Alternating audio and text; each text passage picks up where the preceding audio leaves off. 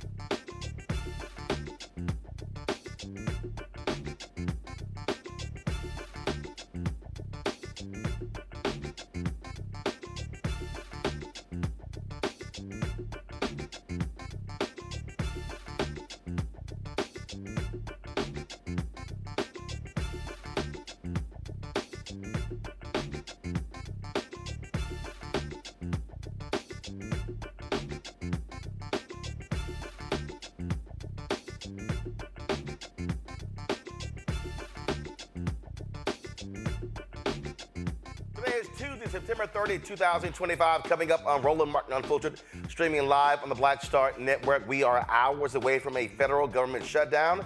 We're joined by House Democratic Leader Hakeem Jeffries to discuss what is going on Capitol Hill. Also on today's show, Defense Secretary Pete Hegseth calls all of the generals from around the world for what was essentially a stupid-ass pep rally in Virginia. He made some stupid comments. Trump made some stupid comments. And it was a complete waste of time. Also, Republicans are targeting voters in Pennsylvania, claiming Democrats rigged a state Supreme Court election. That's a lie. We'll have an activist on to discuss that. Plus, our Black Star Network Marketplace will introduce you to the CEO of 5W Auto, a company revolutionizing car care with eco-friendly, water-saving products. Also, pastor out of Dallas speaks his truth about white nationalism in America. We'll hear from our fraternity brother, Pastor Brian Carter. It's time to bring the funk on Roland Martin Unfiltered on the Black Star Network. Let's go. He's got whatever the miss, he's on it. Whatever it is, he's got the scoop, the fact, the find. And when it breaks, he's right on time and it's rolling. Best believe he's knowing. Putting it down from sports to news to politics. With entertainment just for kicks, he's rolling.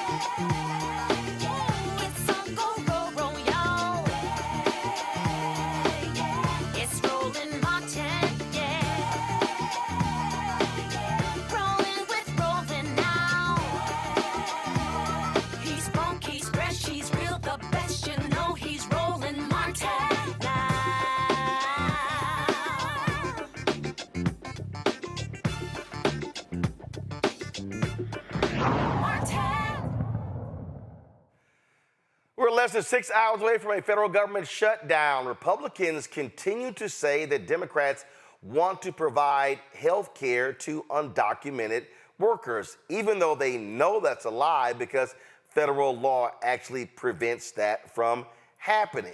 Trump finally sat down with Democratic congressional leaders after he was complaining and chastising and criticizing them last week. And then what he's done is he's gone to his social media and acting like a spoiled, petulant child, posting silly, ridiculous, racist memes. Joining us right now is House Democratic Leader Hakeem Jeffries. Glad to have you on the show. First and foremost, again, I'm on social media. I'm on Twitter. And all I am seeing repeatedly are Republicans saying Democrats want to give illegal aliens health care. I see Eric Erickson, radio folks, members of Congress all saying that. That seems to be their driving talking point. What say you? You on mute. Do we have him? Can you hear me now? Yeah, there we go. Go ahead. All right. Good to be on with you. Republicans are lying, Roland, for exactly the reasons that you laid out. Federal law currently prohibits undocumented immigrants from being the beneficiaries of health care paid for by U.S. taxpayer dollars, period, full stop. And not a single Democrat on Capitol Hill is trying to change that law. What we have made clear is that we're willing, we're ready, we're able to try to find a bipartisan path forward in order to reach a spending agreement that actually meets the needs of the American people, that lifts up their quality of life, as opposed to hurting everyday Americans, which is what Republicans did in their one big ugly bill to try to reward their billionaire donors with massive unjustified tax breaks. We're not willing to go along with that scheme moving forward, just like we uniformly opposed the one big ugly bill in the House and the Senate. But we are not going to support a partisan Republican spending bill that continues to gut the health care of the American people. In an environment where there's been an all-out assault on the health care of everyday Americans throughout this year, unprecedented in nature, Republican health care crisis, largest cut to Medicaid in American history, triggering a possible $536 billion cut to Medicare as well at the end of the year if Congress doesn't act. Their refusal to extend the Affordable Care Act tax credits, which is going to result in more than 20 million people in a matter of days receiving notices that their premiums, copays, and deductibles are going to skyrocket, and they're closing hospitals, nursing homes, and community-based health clinics because of the changes that were made in the one big ugly bill, which is now law, and the attack on health care. I saw a senator from Mississippi say that it's Democratic policies that are closing rural hospitals. And I'm sitting there going like, what are you talking about? I mean, we saw literally after the bill was passed, a hospital in Nebraska announced they were closing. And so it's amazing to hear them claim one thing when that is simply not the case. You had the entire healthcare system of Louisiana say to Speaker Mike Johnson, do not pass this bill or we are in danger. That's exactly right. But, you know, what I've learned over the years in terms of this version of the Republican Party, as you've consistently and authentically pointed out, Roland, one, facts don't matter, right? They'll lie with impunity, and that's what they're doing right now. Hypocrisy is not a constraint to their behavior. They'll say one thing and then do the other. And of course, they've come to the conclusion in the Trump era that their shamelessness is like a superpower. But they miscalculated in this particular instance. We're less than 6 hours away from a government shutdown, and they assumed that Democrats were going to blink. But we made clear from the very beginning, we're in the midst of an unprecedented assault on the health care of everyday Americans, and we're not going to go along to get along. And the reality is, if they want Democratic votes in order to get legislation over the finish line, then of course it's reasonable to conclude that Democratic values should be reflected in that legislation. And we've made the point. Cancel the cuts, lower the costs, save health care. That's the line in the sand that we've drawn fighting on behalf of the American people, because this Republican-created healthcare crisis is an assault on urban America, an assault on working class America, an assault on rural America, an assault on small town America, an assault on Black and brown communities all throughout America, and an assault on the heartland of America. And it's got to be reversed. So you're going to deal with the reality that, I mean, look, they are already trying to blame an impending shutdown on Democrats. Pew dropped their poll that showed this. Most Democrats disapprove of congressional leaders' job performance, while Republican approval of GOP congressional leadership spikes. And so the numbers are right here. Messaging is a huge part of this. And so what is the plan of action to actually drive this home, as opposed to being bludgeoned to death by Republicans saying it's all on you, it's all on Democrats, it's your fault, the government will shut down? Well, Republicans control the House, the Senate, and the presidency. Common sense suggests that how can it be the fault of Democrats when Republicans have complete control of government right now? That's illogical. It makes no sense. And the reality is, if Republicans were really interested in trying to resolve this issue in advance of this midnight deadline, then House Republicans would be here in Washington right now. Democrats are here in the House reporting for duty. Republicans are on vacation. Mike Johnson literally canceled votes that were previously scheduled to take place yesterday and today, and Republicans are scattered throughout the country and the world. Why? Because they have no interest in actually trying to fund the government. And most polling has shown consistently that the American people recognize who runs the government right now. Republicans have been firing thousands of federal workers throughout the year since January 20th. That's happening in the absence of a government shutdown. And there's no reason to believe that Democrats are actually going to be the party that bears the brunt of the blame. Yes, of course, the MAGA extremist base is going to follow along with anything that Donald Trump has to say. They probably believe that that AI video that he put out there yesterday was in part real. But the American people, those who have common sense, those who understand the realities of a country right now that is suffering from Republican control of government, will recognize that Democrats are on their side, fighting to protect their health care, and Republicans are the ones who've been gutting it throughout the entirety of this year and now are refusing to extend the Affordable Care Act tax credits, which is going to trigger these dramatically increased health care costs in an environment where America is already too expensive, the cost of living is too high, the Trump tariffs are making life more expensive for everyday Americans, and Republicans continue to refuse to do anything about it. Former White House advisor, staffer Dan Coe said this here: Dems are getting on shutdown messaging. We're blowing it. We need to fight. Here's what we could have done, like safe travel. Trump's mass firings could mean no TSA agents, no air traffic controls, no NTSB investigated crashes, no FBI to investigate crimes, no prisons to send anyone to because there'll be no correction officers, no weather people, no cancer researchers, no food inspectors, no Secret Service, all potentially in the chopping block. This list could be 100 times longer. We need to remove the leverage Trump keeps building. We need to stop getting rolled. This is absurd, and I'm sick of us ceding easy wins to Trump. What say you? Yeah, I don't even understand what this particular individual is talking about. We're not in a shutdown right now. Of course, we'll articulate the consequences as it relates to the shutdown that Donald Trump and Republicans will own. We certainly aren't in a position, nor should we ever, if the goal is to win the narrative, to articulate a laundry list of items to the American people, when in reality, the central defining issue of this fight is that we are protecting the health care of the American people. The American people know their health care is under assault. They care about it. They care about their quality of life. And they also care about, of course, the high cost of living in the United States of America. And the healthcare issue relates to these items directly, authentically, and viscerally. Speaker Mike Johnson was on CNBC. He actually said this. I'd love to get your response.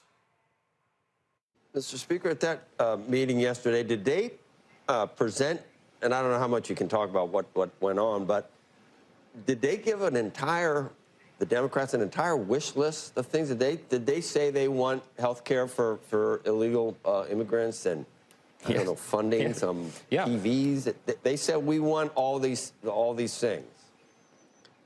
Yes, and they put it in writing because remember they filed a counter proposal continuing resolution. We filed a 24-page clean CR.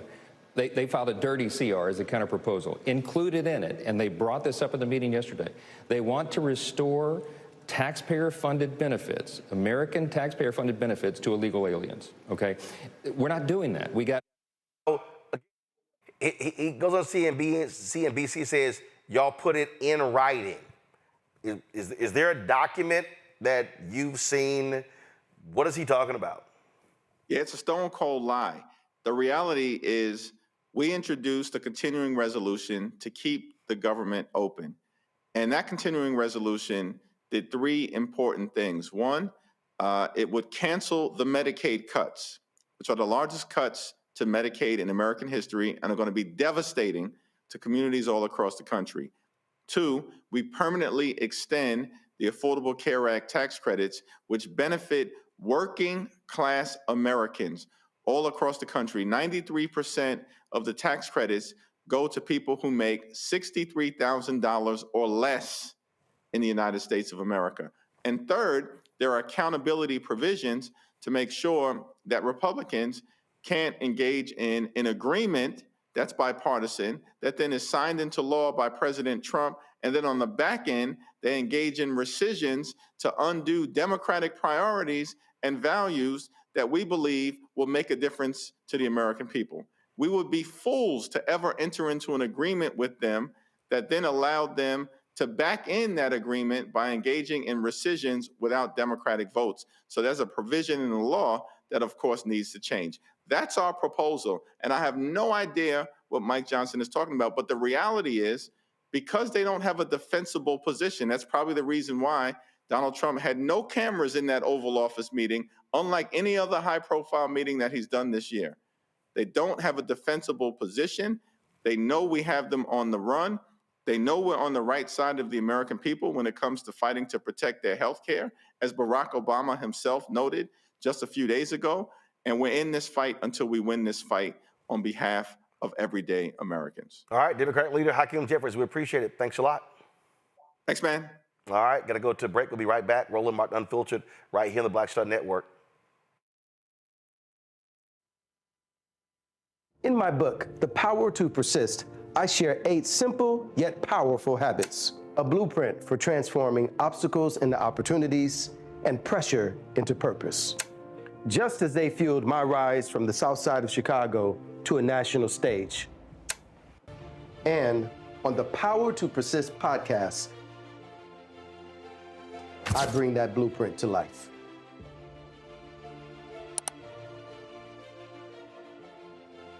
They said the quiet part out loud. Black votes are a threat, so they erased them. After the Supreme Court gutted the Voting Rights Act in 2013, Republican legislatures moved fast. New voter ID laws, polling place shutdowns, purges of black voters from the rolls. Trump's Justice Department didn't stop it, they joined in. In 2018, his DOJ backed Ohio's voter purge system, a scheme that disproportionately erased black voters. Their goal, erase black votes and political power.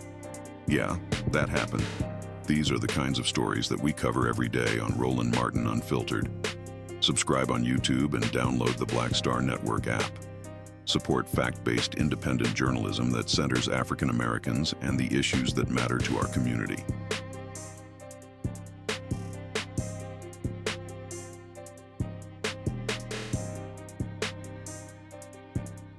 This week on The Other Side of Change. Charlie Kirk, gun violence in America, and how the nation has responded in the week since. In many ways, it's become very, very toxic, a witch hunt, really attacking anyone who's not mourning this man. What we're seeing right now is the weaponization of selective compassion, and people will so often don't say anything about the crisis of gun violence. We're going to dig into all of it, what this means for the state of gun violence and the state of free speech. You're watching The Other Side of Change only on the Black Star Network.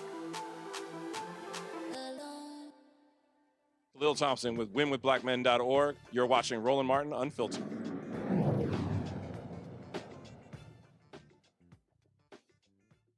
My panel, Dr. Mustafa Santiago Lee, former senior advisor for environmental justice at the EPA, joining us from D.C. Tyler McMillan, social justice leader and movement strategist. We'll be later joined by Dr. Larry Walker, associate professor, University of Central Florida, out of Orlando. Mustafa, just your thoughts again on this impending shutdown. Everywhere on social media, everywhere, all I see is Democrats want to give health care to illegal aliens. That is the Republican talking point. Do you think Democrats have been effective in knocking that back? No, if they had been effective, we wouldn't be having this conversation now.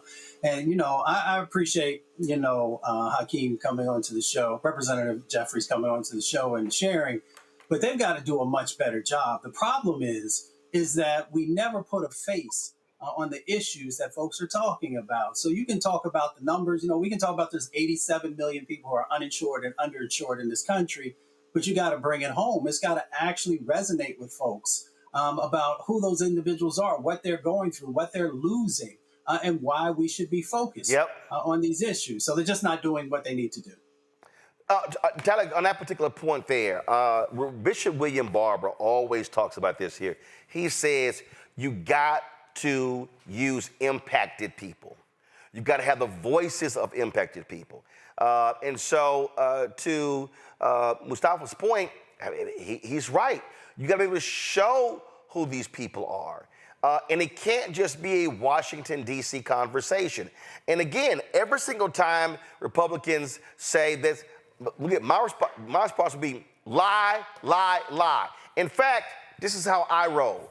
If I was Democratic Leader Jeffries and my staff was monitoring that CNBC interview and Mike Johnson said that, I would have said, call the control room right now. Get me on the air while he's on the air so I can tell everybody he just lied.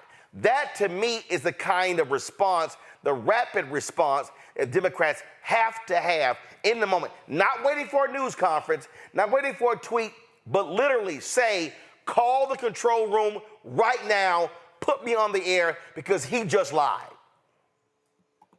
Absolutely, and I think we need some more fire behind what's happening right now, because this isn't politics. This is actual people's lives who will be affected. We need some Gavin Newsom energy, but on a whole new level of meeting them where their lives meet, and making it clear that this crisis is not a bipartisan failure, but it's a result of Republican obstruction and Trump's aligned extremism that has really affected families. And as you said before, telling the stories of those who will be impacted. So those who have to make those real life, decisions when this will impact, what families will have to face eviction notices and empty refrigerators, and knowing that families will have to lose paychecks and delayed health care and child care and housing assistance, and really making it real so that it really relates to folks and help them understand that this fight is not only in Washington, but it's connecting back into communities and how it will impact them. Sense of urgency, Larry, that's what it has to be. We need to be hearing. And again, the numbers don't lie. The polling numbers don't lie. People do not feel as if Democratic congressional leadership are meeting the moment. Yeah, I think one of the problems we talk about, Jeffries and Schumer, is that I think that there are politicians in terms of the communication style that doesn't work anymore, and it's for an age that's long gone. And so they're going to learn, they're going to have to adapt, because once again, Roland, in terms of, the Republicans, what they're proposing is not popular, but the Democrats haven't been able to articulate an agenda, a counter narrative to highlight to the American people that we're fighting on your behalf. And if they don't get it together, Roland, we got midterms coming up in a short period of time. And then a few years after that, we have the election. But once again, they don't really have to refine the communication style. And I agree with you. It is essentially, you're going to adopt the communication style as more like urban guerrilla warfare, is that you're being the aggressor when necessary to put out, to communicate to the American people what's at stake here. If you don't wake up, that, you'll lose your health care, and far more, lose your health care. It'll increase mortality rates. Once again, not being able to put food on the table. But once again, this communication style has to be more aggressive. And I agree with you. You got to be, and look, if you have to be in the studio with them as they tell some of these lies, but you've got to have people also who are out there, Roland, who are really good at communicating. And let's be clear, sometimes the Democratic Party is trying to mute those individuals, Jasmine Crockett among others, who are excellent communicators. All right, hold tight 1 second, going to a break, we come back. I can't even tell you what the hell that thing was today that the grossly unqualified white man Pete Hegseth did today with America's top generals. Total waste of money, total waste of time for what was essentially a pep rally. We'll discuss next right here on Roland Martin Unfiltered on the Black Star Network. Support the work that we do. Join our Bring the Funk fan club. You want to contribute to our show? Give via Cash App. Use the Stripe QR code. You see it right here. PayPal's R Martin Unfiltered. Venmo RM Unfiltered. Zelle Roland at RolandSMartin.com. Roland at RolandMartinUnfiltered.com. Download the Black Star Network app. Apple phone, Android phone, Apple TV, Android TV, Roku, Amazon Fire TV, Xbox One, Samsung Smart TV. We'll be right back. Next on the Black Table with me, Greg Carr.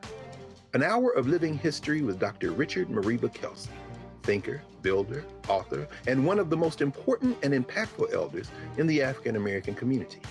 He reflects on his full and rich life and shares his incomparable wisdom about our past, present, and future. African genius is saying that my uncle was a genius, my brother was a genius, my neighbor was a genius. I think we ought to drill that in ourselves and move ahead rather than believing that I got it. That's next on the Black Table, here on the Black Star Network. What's up? It's the MCEO Talib Kweli. You are checking out Roland Martin Unfiltered.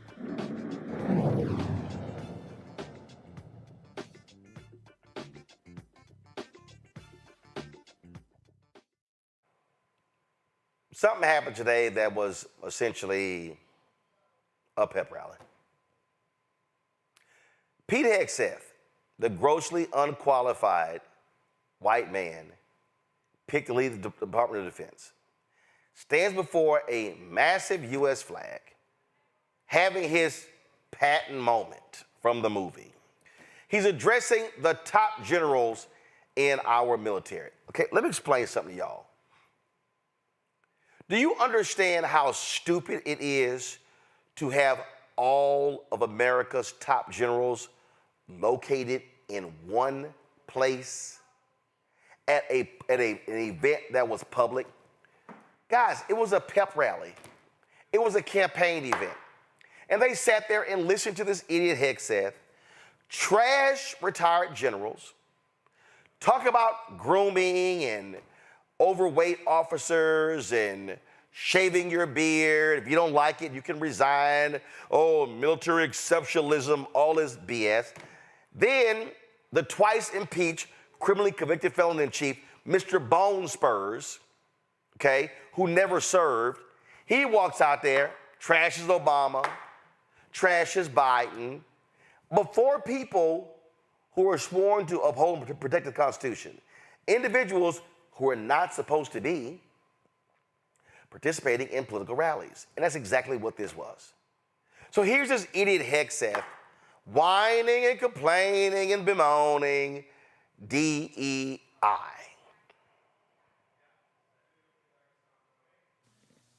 This administration has done a great deal from day one to remove the social justice, politically correct, and toxic ideological garbage that had infected our department, to rip out the politics.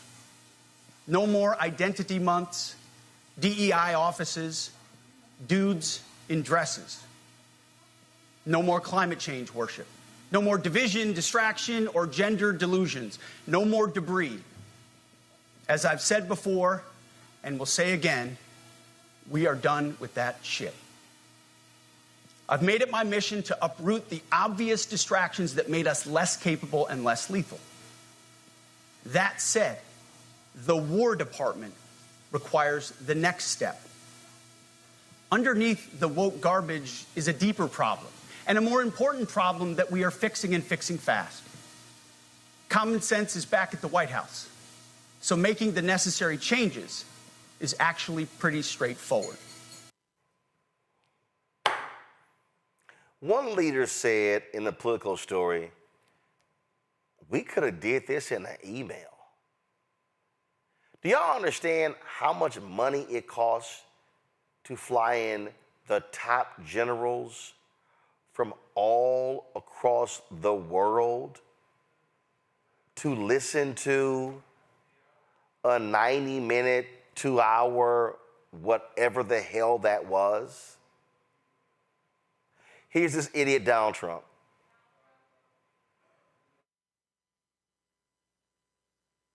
It was really a stupid person that works for him mentioned the word nuclear. I moved a submarine or two, I won't say about the two, over to the coast of Russia, just to be careful, because we can't let people throw around that word.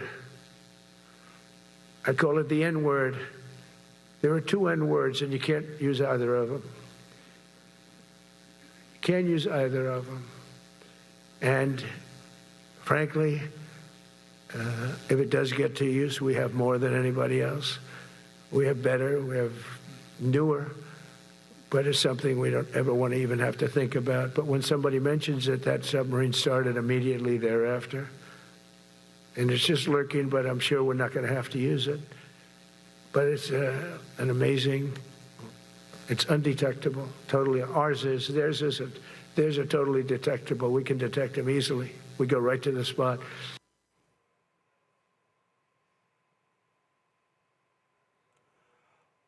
What the hell is he talking about? Retired Lieutenant Colonel Cleo Davis joins us right now, the U.S. Army. Her memoir is Forged in Battle, African-American Officers Serving in the United States Army. Glad to have you here. Glad to be here. I don't even know where to start from the sheer stupidity of what the nation's top brass had to endure in that pep rally. You want me to start? Go right ahead. Yeah. I mean, we have a gentleman who is the head of the Secretary of War, who was a captain and then, I understand, a major in the National Guard. He is talking to general officers, but he's speaking from the level in which he knows.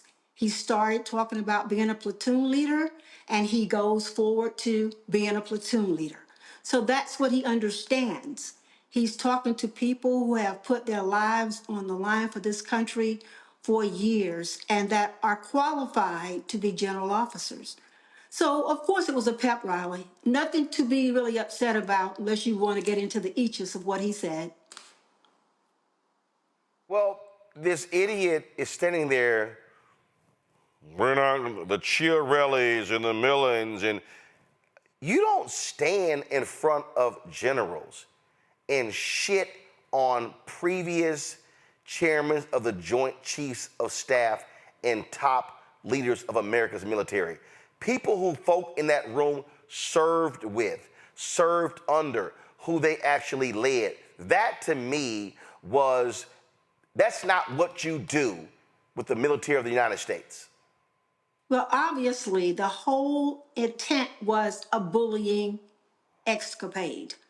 I mean, no leader brings their people forward to say, hey, I'm the leader, and now I'm going to show you something different, or we're going to do something different.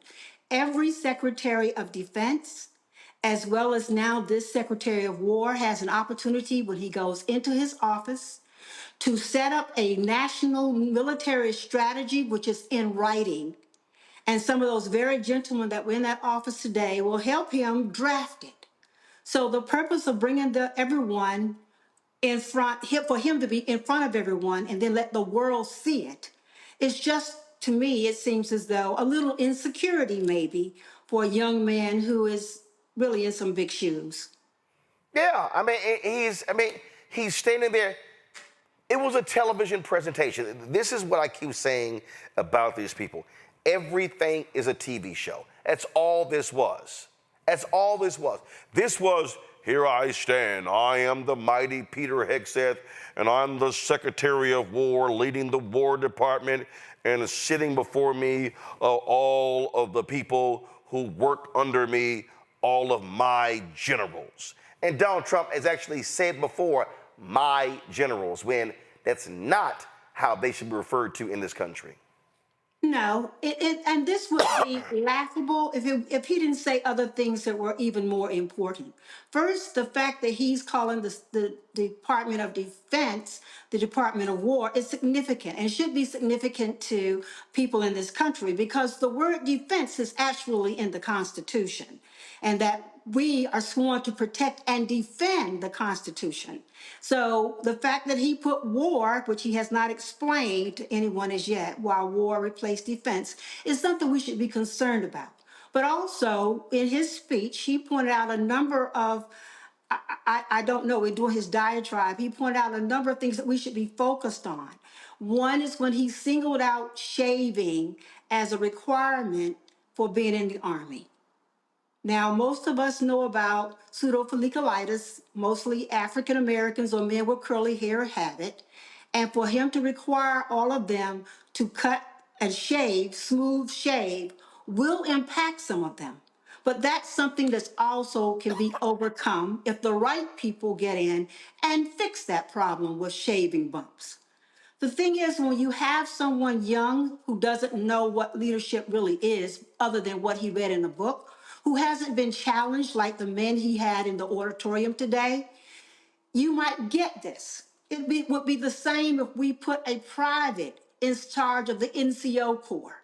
They may have a lot of great ideas, but those ideas aren't necessarily practical for the war, the battlefield, or for any war that we may engage in this country. Now, I want to say I am a retired military officer, and he placed a few challenges there for me, but nothing that I would be afraid of. Physical fitness, I've been out of the Army 25 years, so you can imagine I was fit when I was in the Army.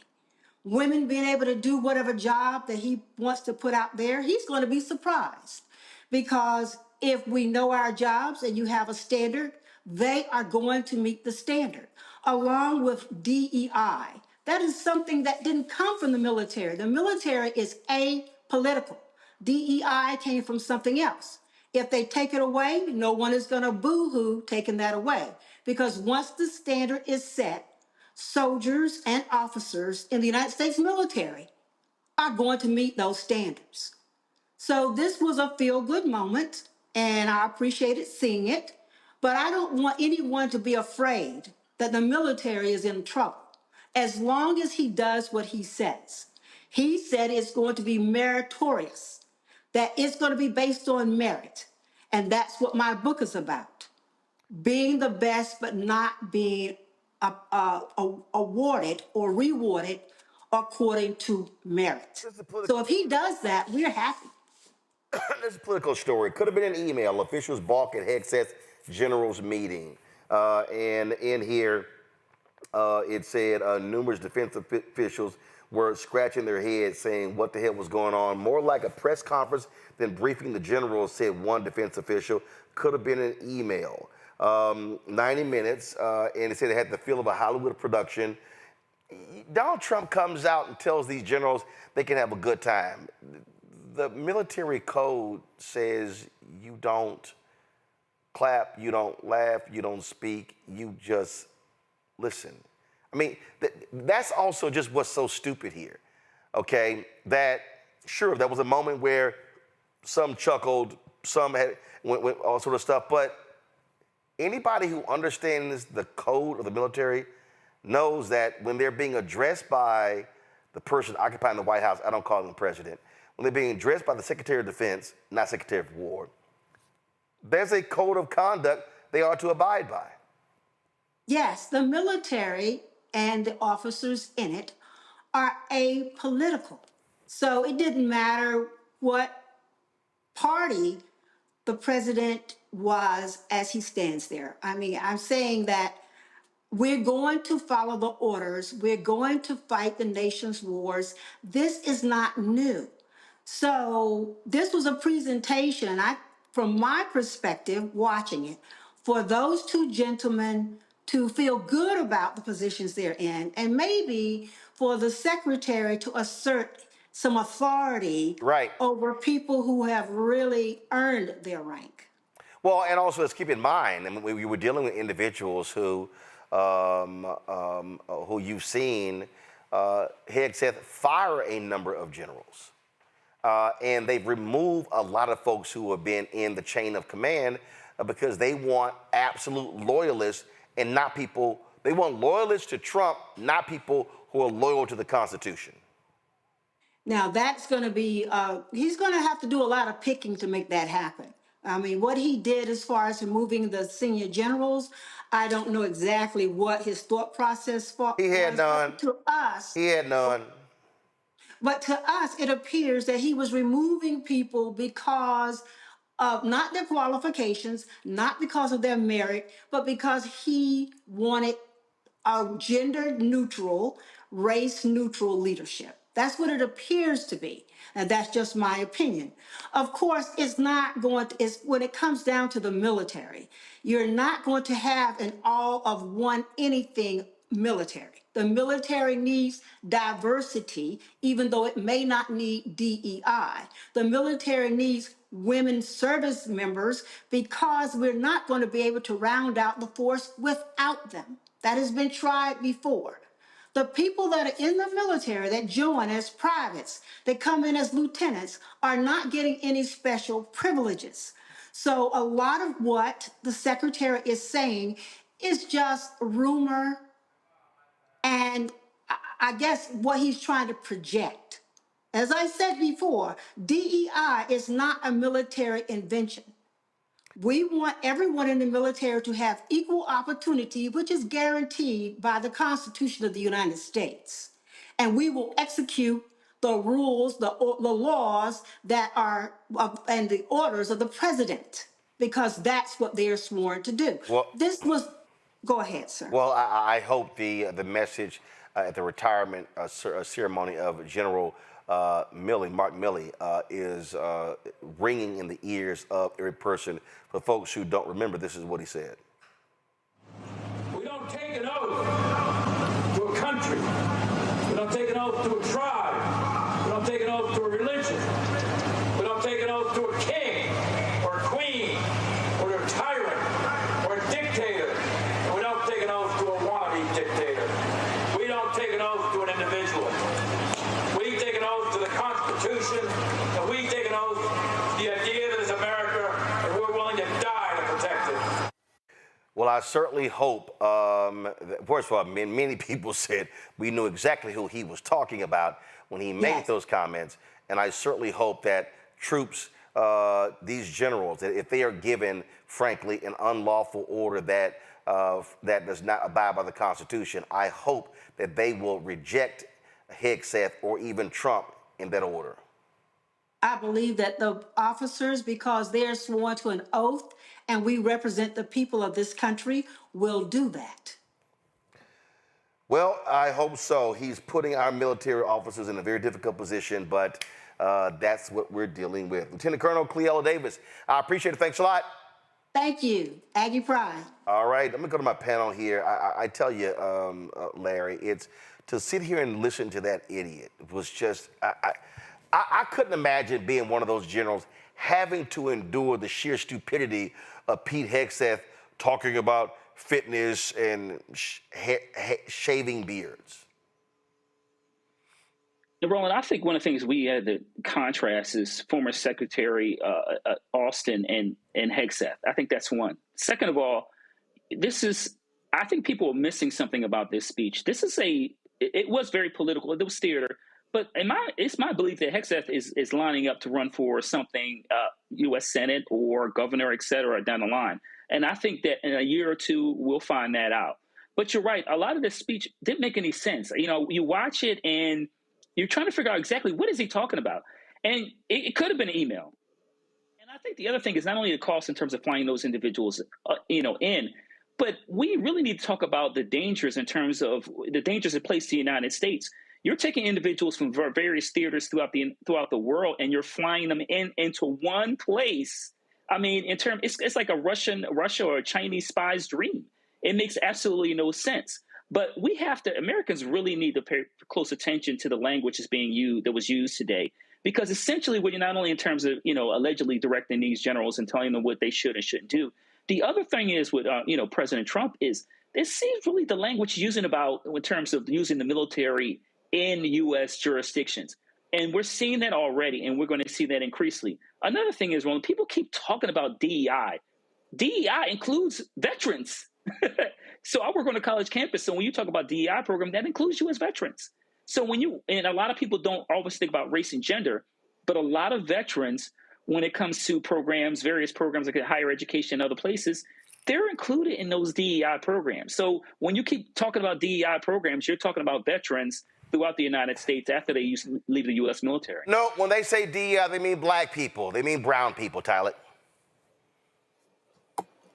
Exactly, and I think it's very dangerous. And I think, again, for black soldiers who have historically fought for freedoms that were denied at home, this right here is yet another reminder of that insult where our military is bending towards a white nationalist agenda. And I think it's very dangerous as we're talking about the politicization of our military. And I think it echoes an authoritarian government, which we are seeing day in and day out here in Washington.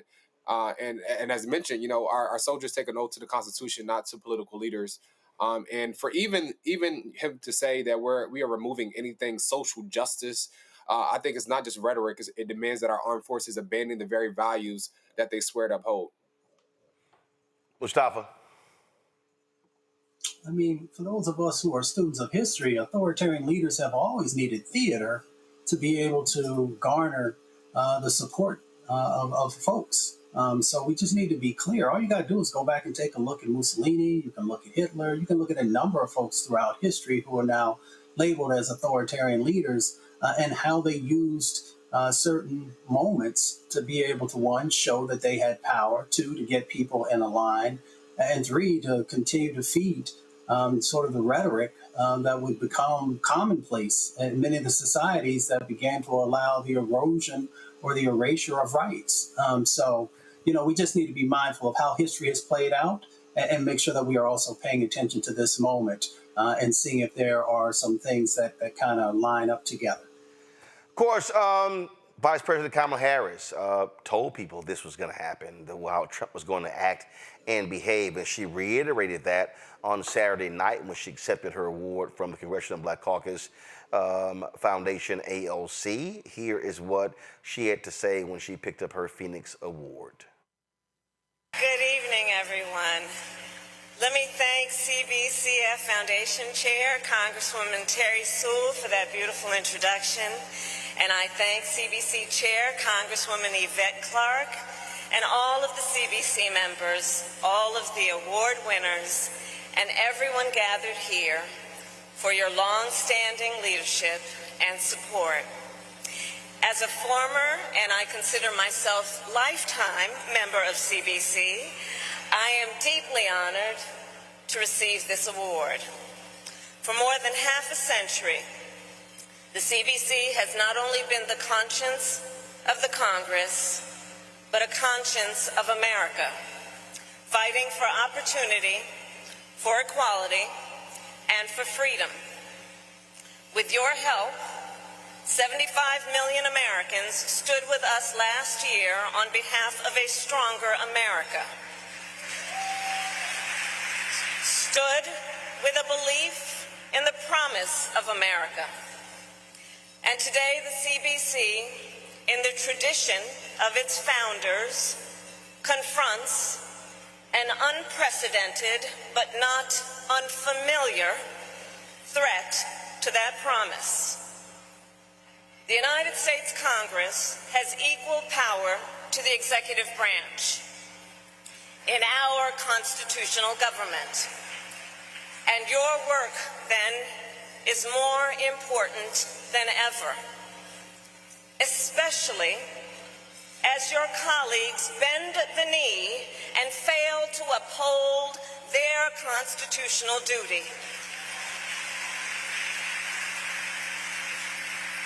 With each day, we are witnessing a president who has lined his own pockets and those of the super rich while he raises tariffs on the backs of working people, cuts SNAP and Medicaid, ignores science, ends the war on cancer, and deploys the United States military to the streets of America. And let us be clear, we predicted all that. But CBC, what I did not predict was the capitulation. The universities, law firms, media corporations, the titans of industry who have been so quick to kneel before a tyrant.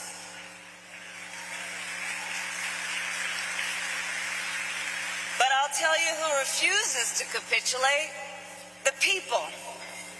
When a president with a fragile ego couldn't take a joke and brought down the weight of the federal government to silence the voice of a citizen, folks spoke with their pocketbooks this week, and Jimmy Kimmel is now back on the air.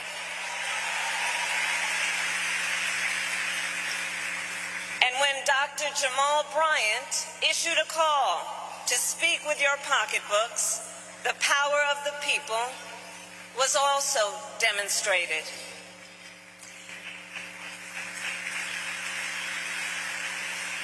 A time such as this demands that the leaders in this room remind the people of their power. Speak truth and speak with courage, even when you don't have all the answers. A time such as this demands that we win the midterms and enforce checks and balances on this unchecked, incompetent, unhinged president.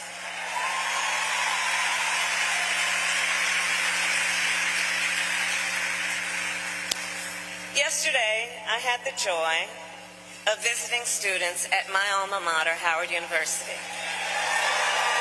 You know. And while I was there, I remembered when I was their age, I got to Howard when I was 17. When I was their age, Ronald Reagan was president. And the extreme right wing was hatching the long-term agenda that is being swiftly implemented today, enhanced today by propaganda and misinformation. And recall, they played the long game, working for decades to take over state houses, gerrymander districts, stack the Supreme Court, and create the radical blueprint currently being used by this administration. As I have written, the current president is their vehicle, but the road was paved over decades by a hot and pungent brew. Ronald Reagan's celebrity, the belligerent discourse of Newt Gingrich, and the nativism of Pat Buchanan. CBC, we have some deep work to do. And first I would offer, we must prioritize immediacy. Focus on the immediate issues that people face, like the rising cost of groceries, housing, and childcare. Second, we cannot allow them to gaslight us by suggesting that the powerless and not the powerful are responsible for our predicament. And finally, please let's get over the savior complex, which suggests one individual can save us. Come on. Because Democrats, we have so many stars. We have so many stars, and many of them are in this room right now. You are the leaders who are up for the fight. You are leaders who have courage. You are leaders who speak truth. Leaders who know that at a time such as this, it demands one thing for sure. We must fight fire with fire. So CBC, let's get to work. Thank you. The point she makes there, Mustafa, I think is a critical one. That is, it is a call. It is a charge. What needs to happen, and to understand that what we are looking at 2 blocks from where we sit right now is an individual who is a grave threat, an individual and a party that is a grave threat to the future of Black America.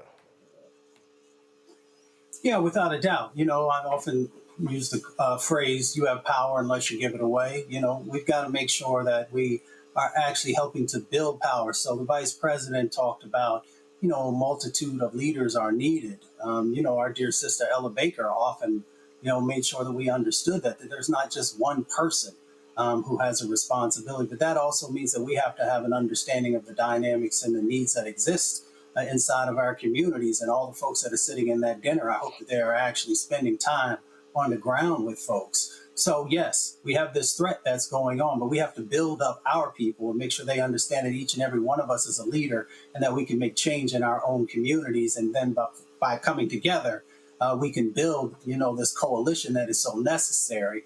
But often we don't want to spread the power around. So I think that has to be a part of addressing what's going on by the person who's now sitting in the White House and who are the folks who are running these agencies. So we have the opportunity. We just got to make sure that we're taking advantage of it. Tyler? Yeah, I would also say it's something that, you know, everyone in that room, you know, all knows. And I think the strategy is how we take that out of that room, but take it to communities so they're able to understand and comprehend that this is a reminder to us all that our resistance must be paired with vision, and we must have people who aren't scared to fight fire with fire, because we all know that fear exists, but it does, and we know it's real. But because we have to understand that we move with that fear in service of something that's bigger, that we know that we're fighting for, that we know that we're fighting for freedom and liberation for all Black people. We deserve not only to survive, but to thrive. And in order to do that, it requires an unafraid leadership, willing to dream, to act out boldly, and to stand 10 toes down. But it requires us to move not only in those spaces, but take it back to the community, to those who may not, you know, hear that type of conversation every single day. Larry? Roland, really quickly here. She said something that I think a lot of people miss, and she made the connection between Newt Gingrich, she mentioned him, the contract with America, she didn't say that, and Project 2025. For folks who don't understand how we got here, go back and look at the contract with America.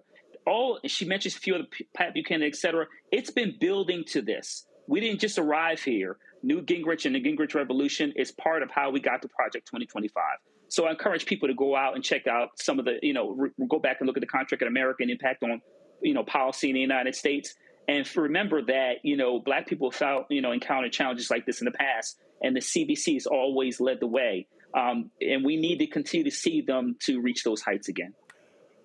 Absolutely. All right, folks, got to go to a break. We come back. Republicans lie about a Supreme Court seat in Pennsylvania. We'll discuss that next. Also, man, did Congresswoman Jasmine Crockett clap back on Byron Donalds to his face about his youthful indiscretions. And Dallas pastor Brian Carter weighs in on white Christian nationalism here in the United States. You're watching Roland Martin Unfiltered right here on the Black Star Network. In my book, The Power to Persist, I share 8 simple yet powerful habits, a blueprint for transforming obstacles into opportunities and pressure into purpose. Just as they fueled my rise from the South Side of Chicago to a national stage. And on the Power to Persist podcast, I bring that blueprint to life.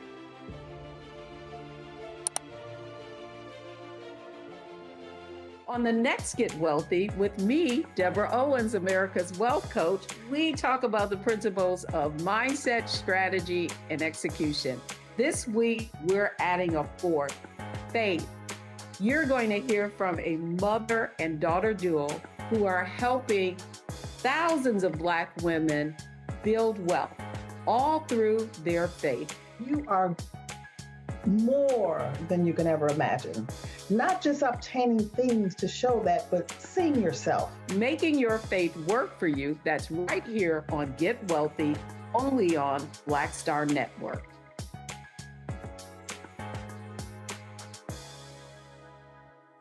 Hello, I'm Paula J. Parker. Truly proud of the Proud Family. I am Tommy Davidson. I play Oscar on Proud Family, Louder and Proud. Hi, I'm Jo Marie Payton, voice of Sugar Mama on Disney's Louder and Prouder, Disney Plus. And I'm with Roland Martin on Unfiltered.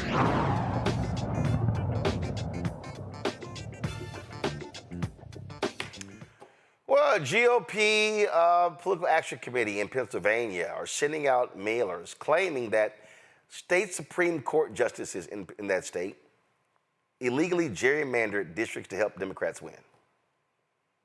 That's not quite what their role is. The postcard sent by the Commonwealth Leaders Fund, a political action committee tied to Pennsylvania's richest man, Jeffrey Yazd, features a map with oddly shaped districts circled in red. It's one of several recent mailers and digital ads that have sparked outrage among Democrats who call it a deceptive tactic in this year's high-stakes judicial elections. Now, the map pictured, y'all, do y'all have the map? Okay, all right, fine.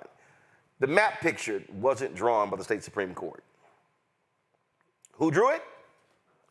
Republican legislators. Yeah. Now, the maps were struck down by the state Supreme Court, calling it an unconstitutional gerrymander. But you see how they're trying to play the game. Joining us right now, Nydia Graves, lead Democrat leader for One Pennsylvania, a civic organization. Glad to have you here. So here's the thing that's crazy, and people need to understand why this matters. Because Republicans have been pissed off as the Pennsylvania State Supreme Court has ruled against their shameful antics for the last several years, including the 2020 election, when Trump still complains that he felt that the state Supreme Court just created law when we were in the middle of COVID. Hi, how are you? Great. Great. So, yeah, I just want to kind of set the stage because I know a lot of people aren't in Pennsylvania.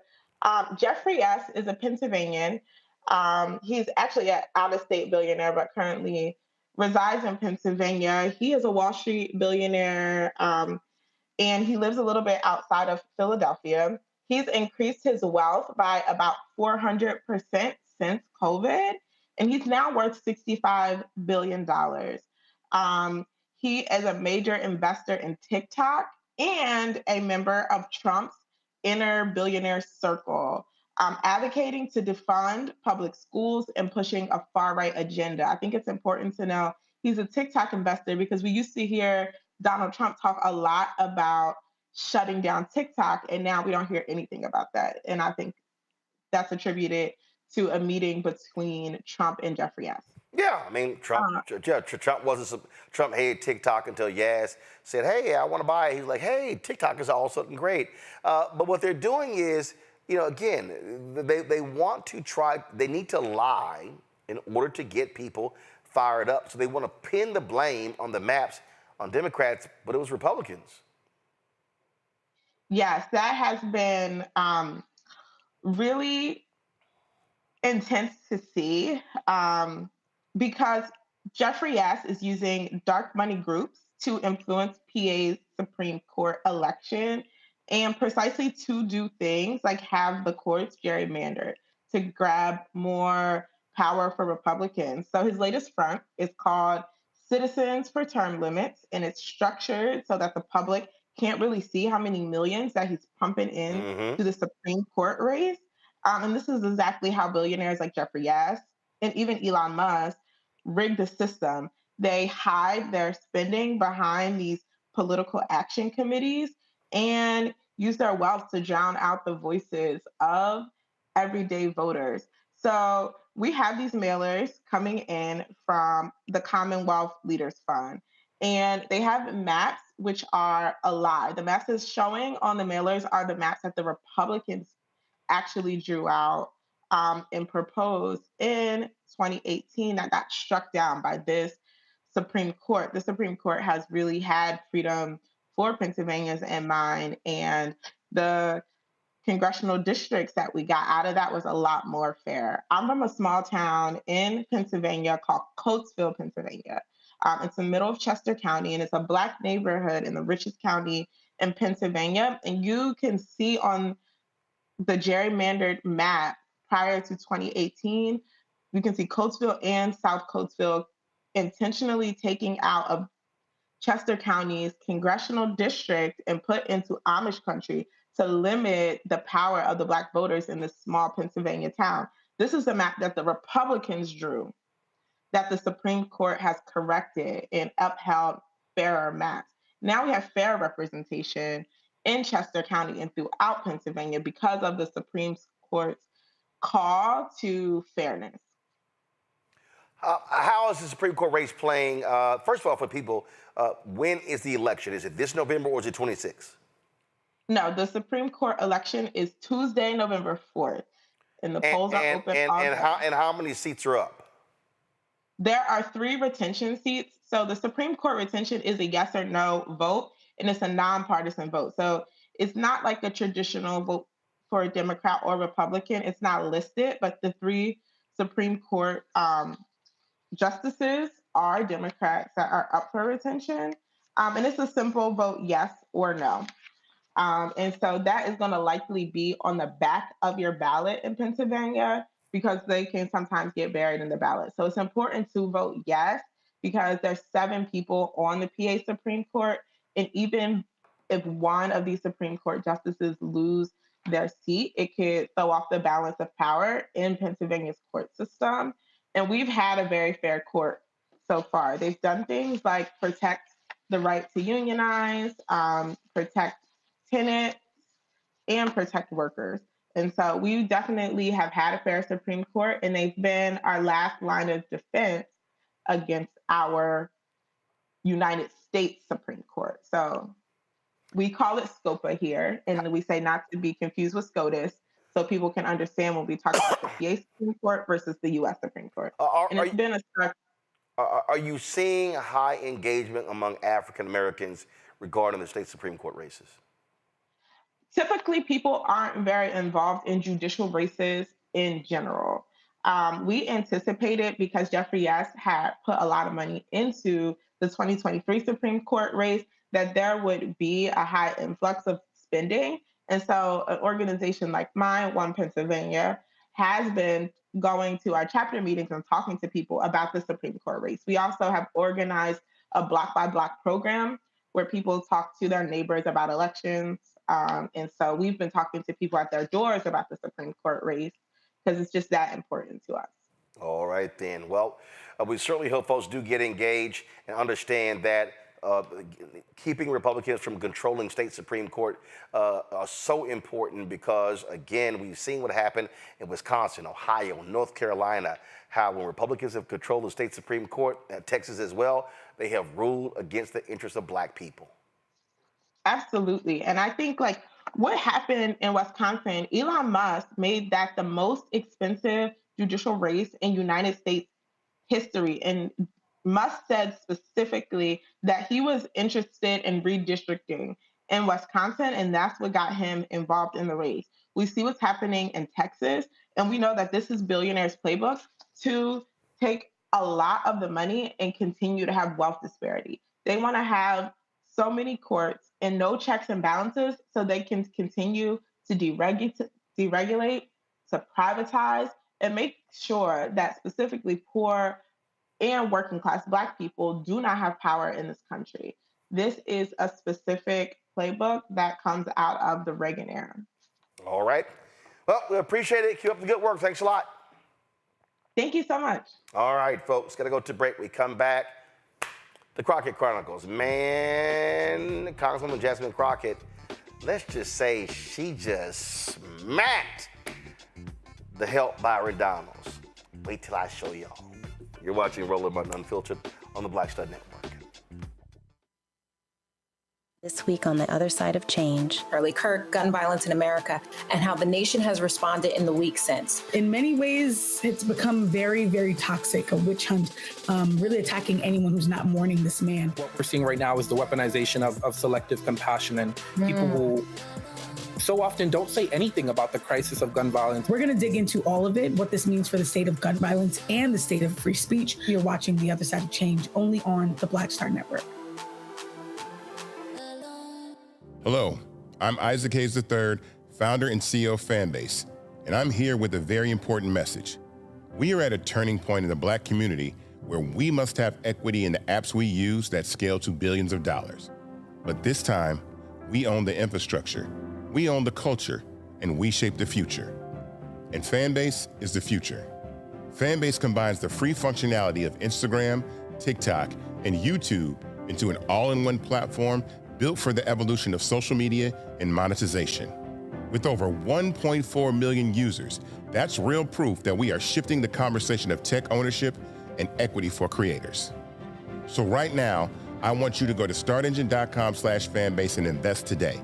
The minimum to invest is $399. That gets you 60 shares of stock in Fanbase at $665 a share. This marks a turning point in Black ownership of social media. If we don't take this opportunity to own social media right now, we will always be customers to our own creations. And that can't go on.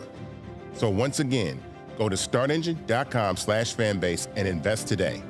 We must own the platforms where our voices live, our stories matter, and where our culture drives the world.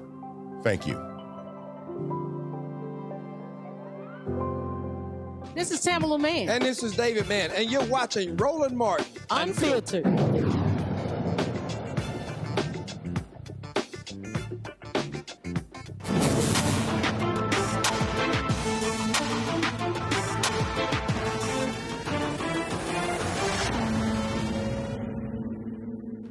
All right, folks. So when Congress was voting on the this D.C. bill that dealt with the issue of crime, was introduced by Florida Congressman Byron Donalds.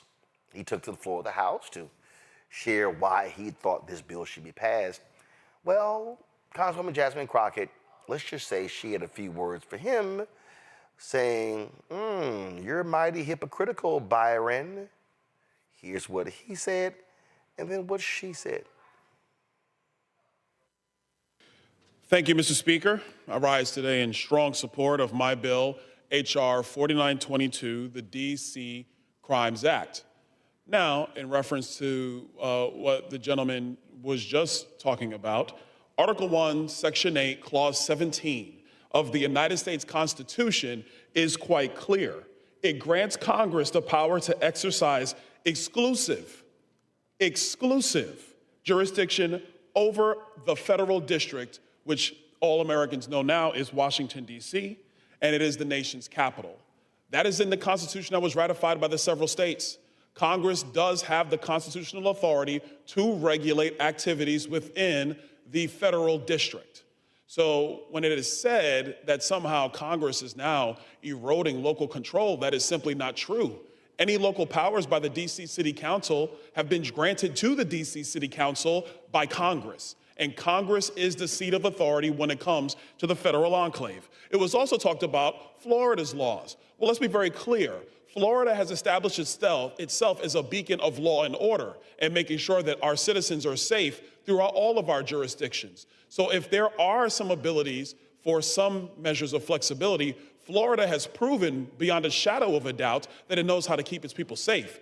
Very different with respect to the D.C. City Council and with respect to crime, escalated crime here in the nation's capital. Our great nation's capital has been plagued by violence, destruction, disorder for far too long, and decades of weak pro-crime leadership has turned this once great city into a dystopia. I would remind my colleagues on the other side of the aisle that some of their colleagues have been victimized by the crime here in Washington, D.C. Rather than prioritizing the safety of law-abiding and protecting the lives of innocent residents and visitors, district officials have actively facilitated dysfunction and chaos through their progressive soft-on-crime policies. Instead of addressing the clear epidemic of youth crime in the city, the DC City Council increased the age of youth offenders to individuals 24 years old and younger, meaning fully grown legal adults in the District of Columbia can receive sentences meant for children. This is simply insane.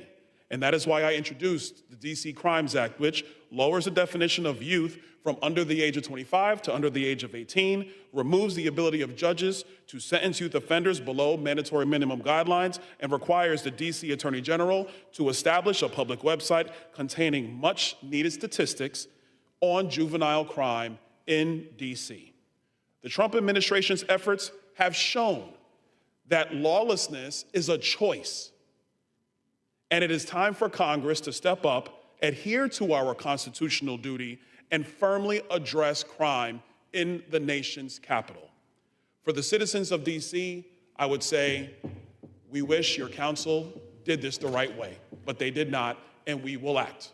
I yield back the balance of my time. As I sat and listened to the beginning of this debate, my heart simply broke.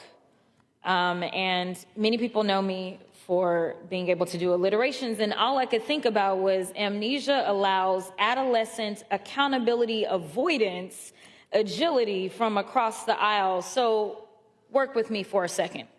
Imagine being a young man born to Jamaican and Panamanian parents who messed up not once but twice.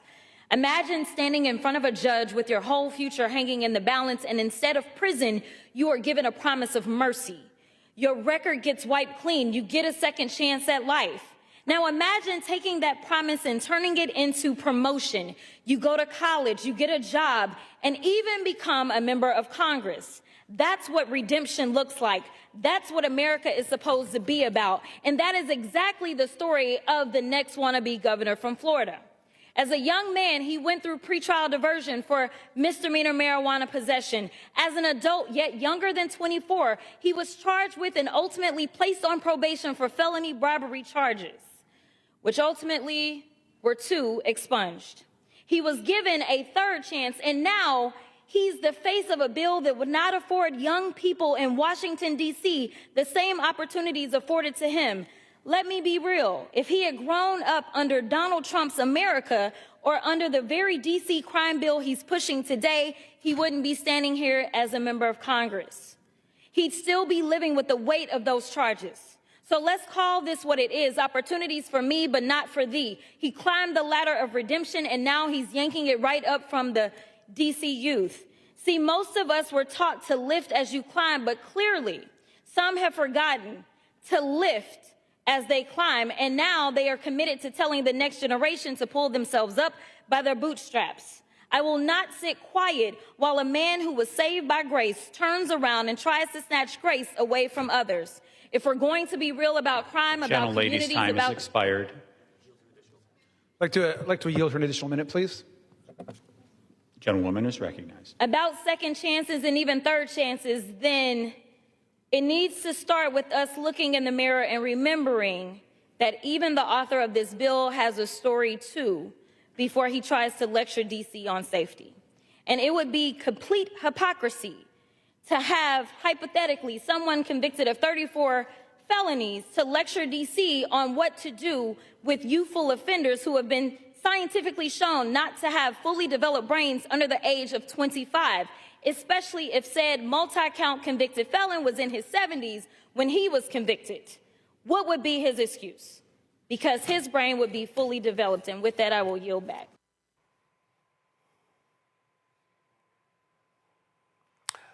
Well, Tyler, seems like somebody had to remind Byron Donalds about his past and saying, hold up, player. If you didn't have any mercy, your ass wouldn't be standing here kissing Trump's ass in the House. Absolutely, as the saying go, she ate that with left no crumbs behind.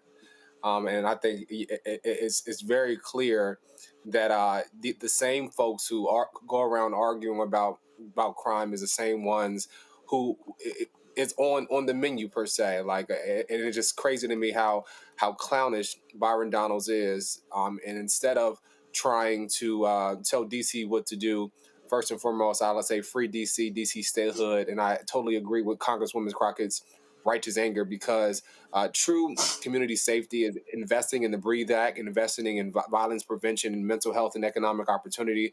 And yet this Congress is doing the exact opposite, but trying to patrol and control what the citizens of DC and what safety means to them. And so I totally agree. And Congresswoman Crockett, yeah, she ate that. She clocked this tea. I mean, Larry, I mean, you can't make this up, how hypocritical the help Byron Donalds is to stand there knowing full well what he did before he turned 18. And Roland, I'm glad she highlighted that. I knew this story and have known about it, obviously, being in the state. And listen, this goes back to my point about communication style. You see the way she dissected him, roasted, and then put him in the oven and left him in there. And so, yeah, it's hypocritical. I'm a former Washingtonian. You know, I've talked about it before, and my heart aches for the young black males that if this becomes law, are they going to suffer and never have the opportunity for first and second chances? Roland, let me highlight, you just heard Hegseth earlier talk about giving grown men who make mistakes in the armed services and making sure that doesn't follow from the rest of their career. But they are not interested in extending that same kind of grace to young black and brown males and females in Washington, D.C., which is hypocritical. You know, it's just, Mustafa, I mean, these folks are amazing. And for him to stand there and talk about how proud he is of his bill and, okay, first of all, you know what? In case the folks missed it, let's just hear Crockett lay out again exactly the nefarious activities Byron Donalds was engaged in before he was 18. As I sat and listened to the beginning of this debate, my heart simply broke. And many people know me for being able to do alliterations, and all I could think about was amnesia allows adolescent accountability avoidance agility from across the aisle. So work with me for a second. Imagine being a young man born to Jamaican and Panamanian parents who messed up not once but twice. Imagine standing in front of a judge with your whole future hanging in the balance, and instead of prison, you are given a promise of mercy. Your record gets wiped clean. You get a second chance at life. Now imagine taking that promise and turning it into promotion. You go to college, you get a job, and even become a member of Congress. That's what redemption looks like. That's what America is supposed to be about. And that is exactly the story of the next wannabe governor from Florida. As a young man, he went through pretrial diversion for misdemeanor marijuana possession. As an adult, yet younger than 24, he was charged with and ultimately placed on probation for felony bribery charges, which ultimately were 2 expunged. He was given a 3rd chance, and now he's the face of a bill that would not afford young people in Washington, D.C. the same opportunities afforded to him. Let me be real. If he had grown up under Donald Trump's America or under the very D.C. crime bill he's pushing today, he wouldn't be standing here as a member of Congress. He'd still be living with the weight of those charges. So let's call this what it is, opportunities for me, but not for thee. He climbed the ladder of redemption, and now he's yanking it right up from the D.C. youth. See, most of us were taught to lift as you climb, but clearly some have forgotten to lift as they climb, and now they are committed to telling the next generation to pull themselves up by their bootstraps. I will not sit quiet while a man who was saved by grace turns around and tries to snatch grace away from others. If we're going to be real about crime, about communities, Gentlelady's time has expired. I'd like to yield for an additional minute, please.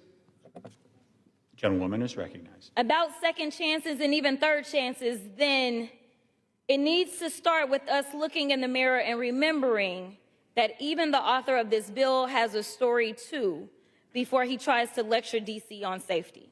And it would be complete hypocrisy to have, hypothetically, someone convicted of 34 felonies to lecture D.C. on what to do with youthful offenders who have been scientifically shown not to have fully developed brains under the age of 25. especially if said multi-count convicted felon was in his 70s when he was convicted? What would be his excuse? Because his brain would be fully developed. And with that, I will yield back. Mustafa. What do you say to that? I guess we start with, skin folk and kinfolk. You know, kinfolk actually focus on how do we help to heal our community? How do we make sure that our community has the resources they need, especially young people, to navigate all the challenges that are placed in front of them? Skin folk forget where they come from. Skin folk also stand up in front of America and lie to America. They forget the fact that they come from a state that is in the top 20 for murders. They forget that they also had 1,066 murders in the last statistics that we have in front of us, and they had 30 mass shootings. So kinfolk love our community. They do everything in their ability to make sure that we have what we need to move from surviving to thriving, while skinfolk just want to be able to fill their pockets and to get a little bit of the master's power. And that's why I call these blackface MAGA folks the help. All right, going to break. When we come back, Pastor Brian Carter, Concord Baptist Church in Dallas, talks about white Christian nationalism. But I'm also remind y'all what this crazy-ass white pastor said a couple years ago in Texas about slavery. You need to understand how crazy these people are. You're watching Roland Martin Unfiltered on the Black Star Network. Support the work that we do. Join our Bring the Funk fan club. You want to contribute via Cash App. Use the Stripe QR code. See it bottom left-hand corner. Also, that's for credit cards as well. PayPal's R Martin Unfiltered. Venmo's RM Unfiltered. Zelle, Roland at RolandSMartin.com. Roland at RolandMartinUnfiltered.com. Of course, check some money orders. Make a payable to Roland Martin Unfiltered. P.O. Box 57196, Washington, D.C. 2003 7-0196. Back in a moment. Said the quiet part out loud. Black votes are a threat, so they erased them. After the Supreme Court gutted the Voting Rights Act in 2013, Republican legislatures moved fast. New voter ID laws, polling place shutdowns, purges of black voters from the rolls. Trump's Justice Department didn't stop it, they joined in. In 2018, his DOJ backed Ohio's voter purge system, a scheme that disproportionately erased black voters. Their goal, erase black votes and political power. Yeah, that happened. These are the kinds of stories that we cover every day on Roland Martin Unfiltered. Subscribe on YouTube and download the Black Star Network app. Support fact-based independent journalism that centers African Americans and the issues that matter to our community.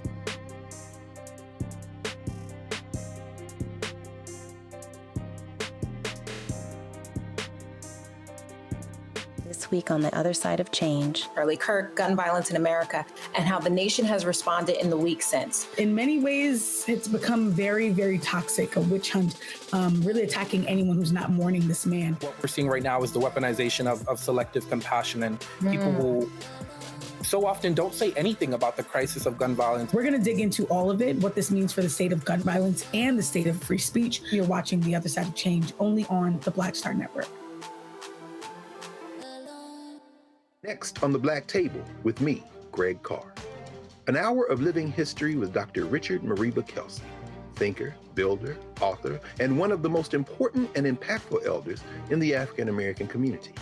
He reflects on his full and rich life and shares his incomparable wisdom about our past, present, and future. African genius is saying that my uncle was a genius, my brother was a genius, my neighbor was a genius. I think we ought to drill that in ourselves and move ahead rather than believing that I got it. That's next on the Black Table, here on the Black Star Network. This week on A Balanced Life with Dr. Jackie, we're kicking off our series on Entrepreneur's Journey, Putting in the Work. Join us on this week's episode as we talk about what does it mean to start your business and get into a career that really means something to you. It was uncertain was I was going to make it or fail, but I was determined to show up every single day and to keep pushing. You know, if you help enough people get what they want, you will get what you want. That's this week on A Balanced Life with Dr. Jackie here on Black Star Network. Hi, my name is Freddie Ricks. I'm from Houston, Texas. My name is Sharon Williams. I'm from Dallas, Texas. Right now, I'm rolling with Roland Martin, unfiltered, uncut, unplugged, and undamn believable. You hear me?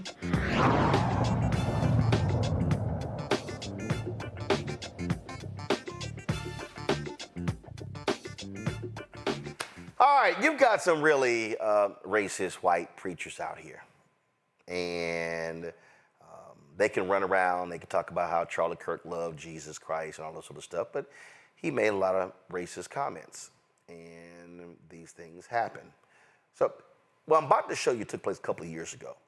So this white man, his name is Mike Keller, and he was delivering a sermon that was pretty crazy. He was speaking at Fair Park Baptist Church.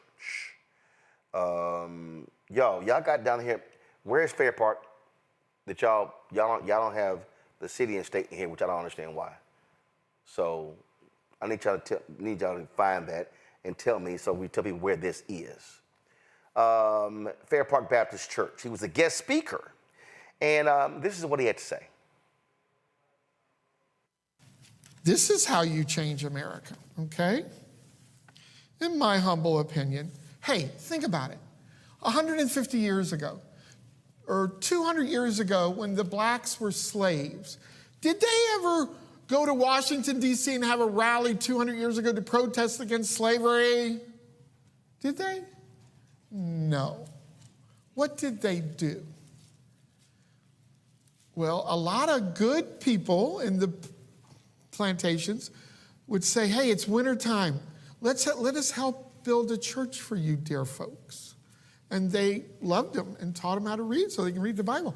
And here's what the blacks did about 150 years ago. They humbled themselves. They prayed. They sought God's face and they turned from their wicked ways. And God made slavery illegal through several white presidents, right? It worked, didn't it? They didn't protest.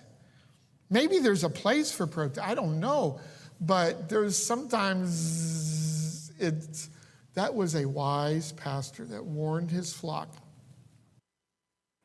Okay, did he say did the slaves not lead a protest? Run it again. This is how you change America, okay?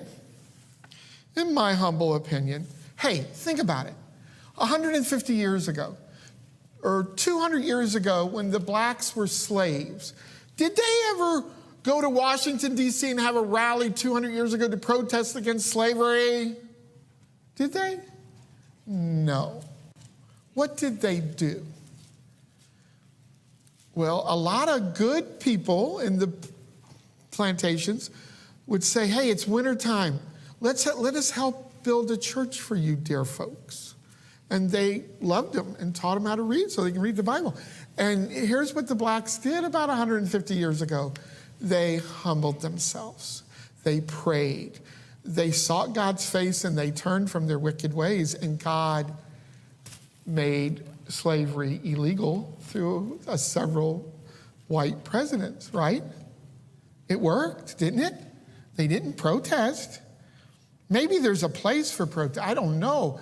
But there's sometimes that was a wise pastor that warned his flock. The church released this statement. Fair Park Baptist Church affirms that racism and slavery are wrong, sinful, and violate the scriptures. As a part of our faith, we would never condone slavery or tolerate any kind of prejudice against people of color. Did y'all hear anybody in that church object? No. Did y'all see what I'm saying? See, this is what we're talking about here. Did nobody object in the church? Did nobody say, that's some nonsense you saying right here? Y'all see what I'm talking about? So this is, when we're talking about white Christian nationalism, this is exactly what we're talking about. This is the stuff that gets preached. Now, Fair Park Baptist Church, y'all, is located in Fort Worth, Texas. What's Fort Worth, Texas? It's the last major county in Texas that's a red county. Okay? So we see these things, we hear these things over and over and over again. So here's Pastor Brian Carter. He leads Concord Baptist Church in Dallas. He was speaking in Tulsa a couple weeks ago, talking about white Christian nationalism. Listen. Some people would rather see you in chains than to see you changed. Some people would rather see you living below than to live above and in your full potential. Some people don't want to see you free, don't want to see you liberated, don't want to see you living in all the power and the potential that God has called you to have on your life. And sad to say, sometimes your own family can't see all that God has called you to do. Some people want to see you in chains, don't want to see you changed. You don't believe me? Looking around at the current administration. It's trying to put us back in chains, trying to take us back to pre-civil rights era. They are fighting every legislative gain that we've made over the last 70 years, trying to limit economic opportunities, eliminating DEI and other opportunities for us to get at the table, trying to limit freedom of speech, trying to limit the Fair Housing Act, trying to limit and do voter suppression, trying to minimize and water down the vote of black people.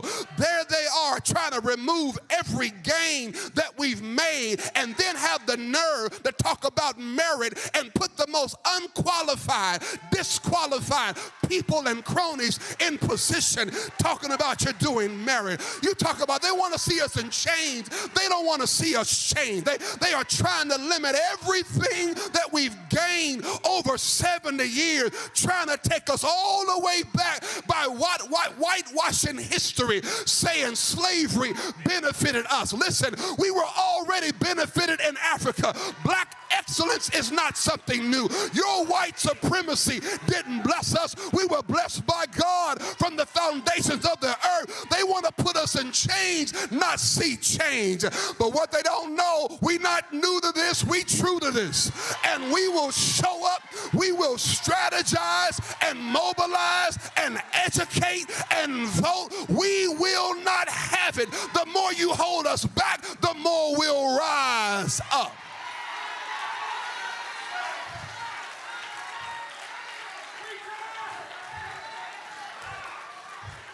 This is the world that we live in. White Christian nationalism growing by the day.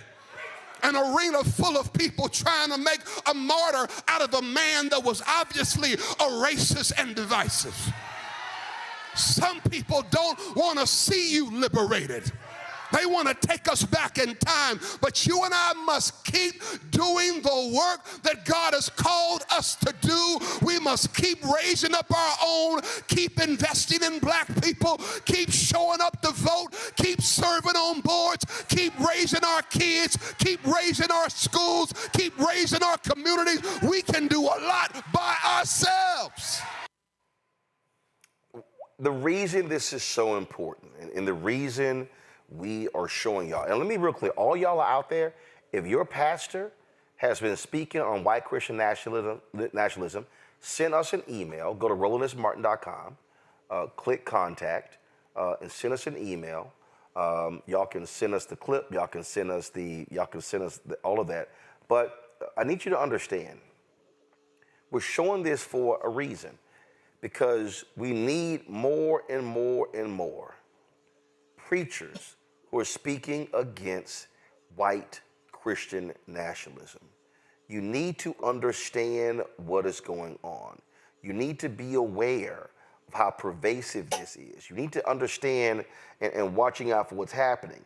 You had so many people, Larry, who were posting things such as, well, if your pastor didn't say anything about Charlie Kirk, you should leave that church.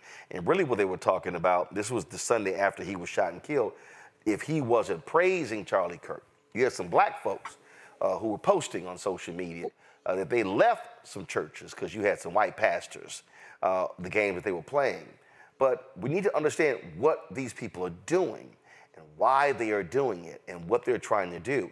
They are absolutely mixing Christianity and MAGA politics together. And they're trying to position this whole thing as if the people who are lovers of Christ can only be MAGA.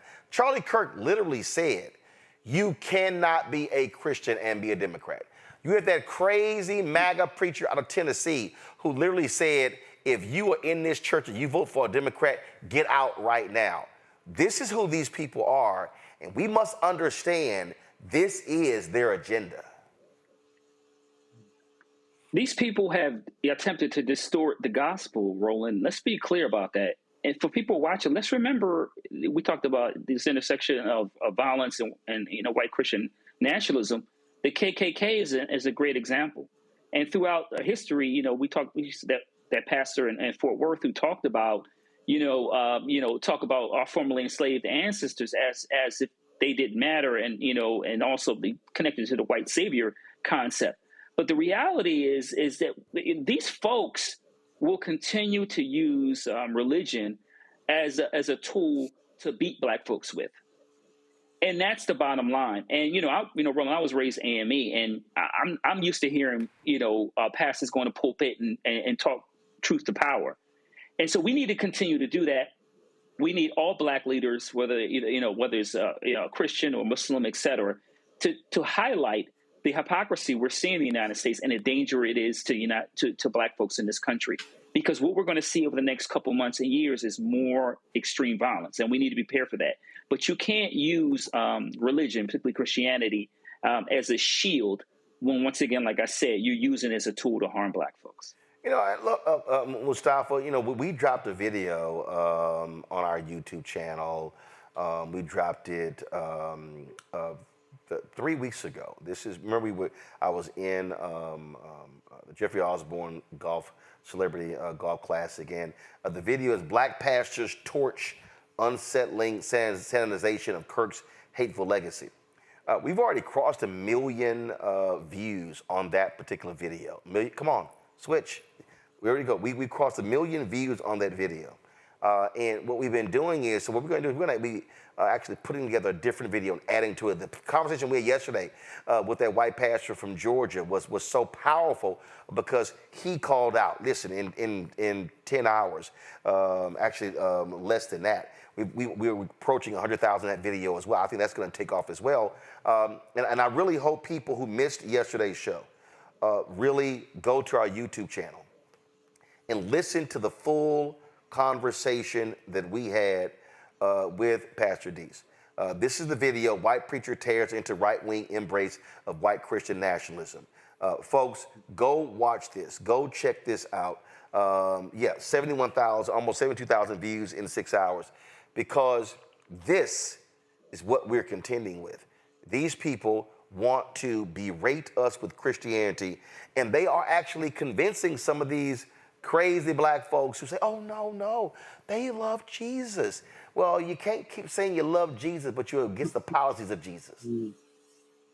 Right. These are the same folks that, use that type of language, but they forget these are the same individuals, their grandchildren and great-grandchildren, who used to watch on Saturday night as people were being lynched and then come sit in the pews on Sunday, and ministers knowing that individuals who were in their audience played a role. Not just in the subjugation of Black folks, but actually in watching Black bodies burn and be castrated. So let's be real about religion in America and the role that it has played with devastating effects in our community. I appreciate what you are doing and others bringing forward the truth, because real spirituality doesn't allow space for lies or misinformation or disinformation.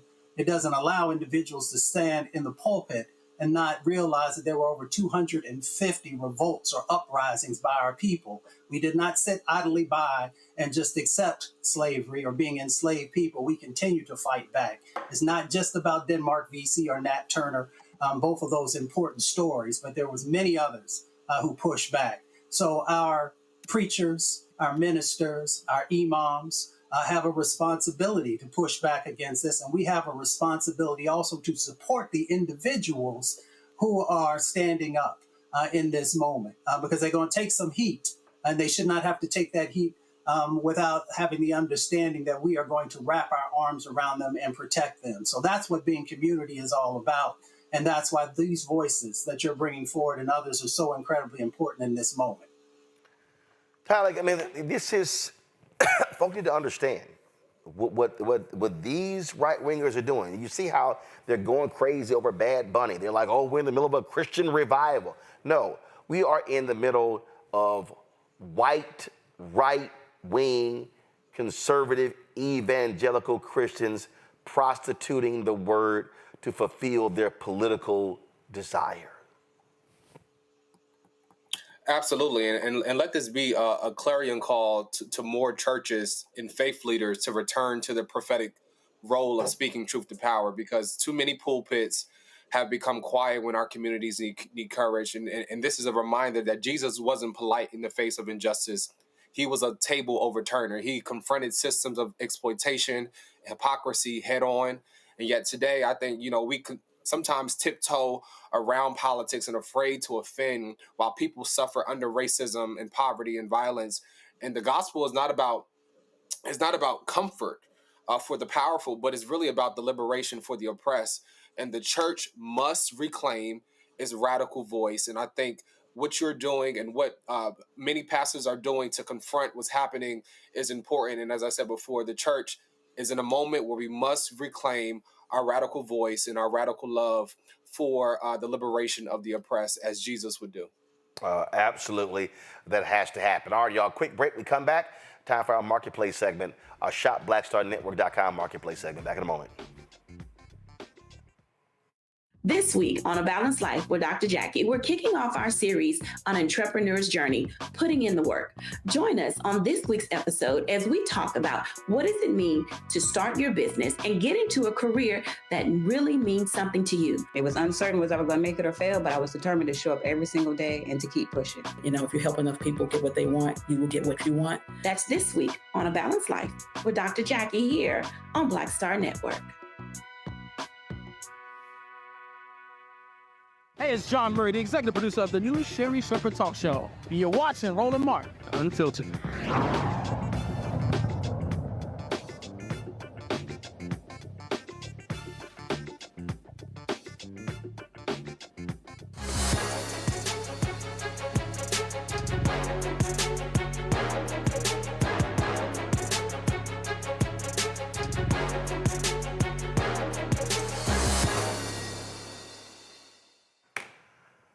For all of y'all who love to wash your car, that is not me.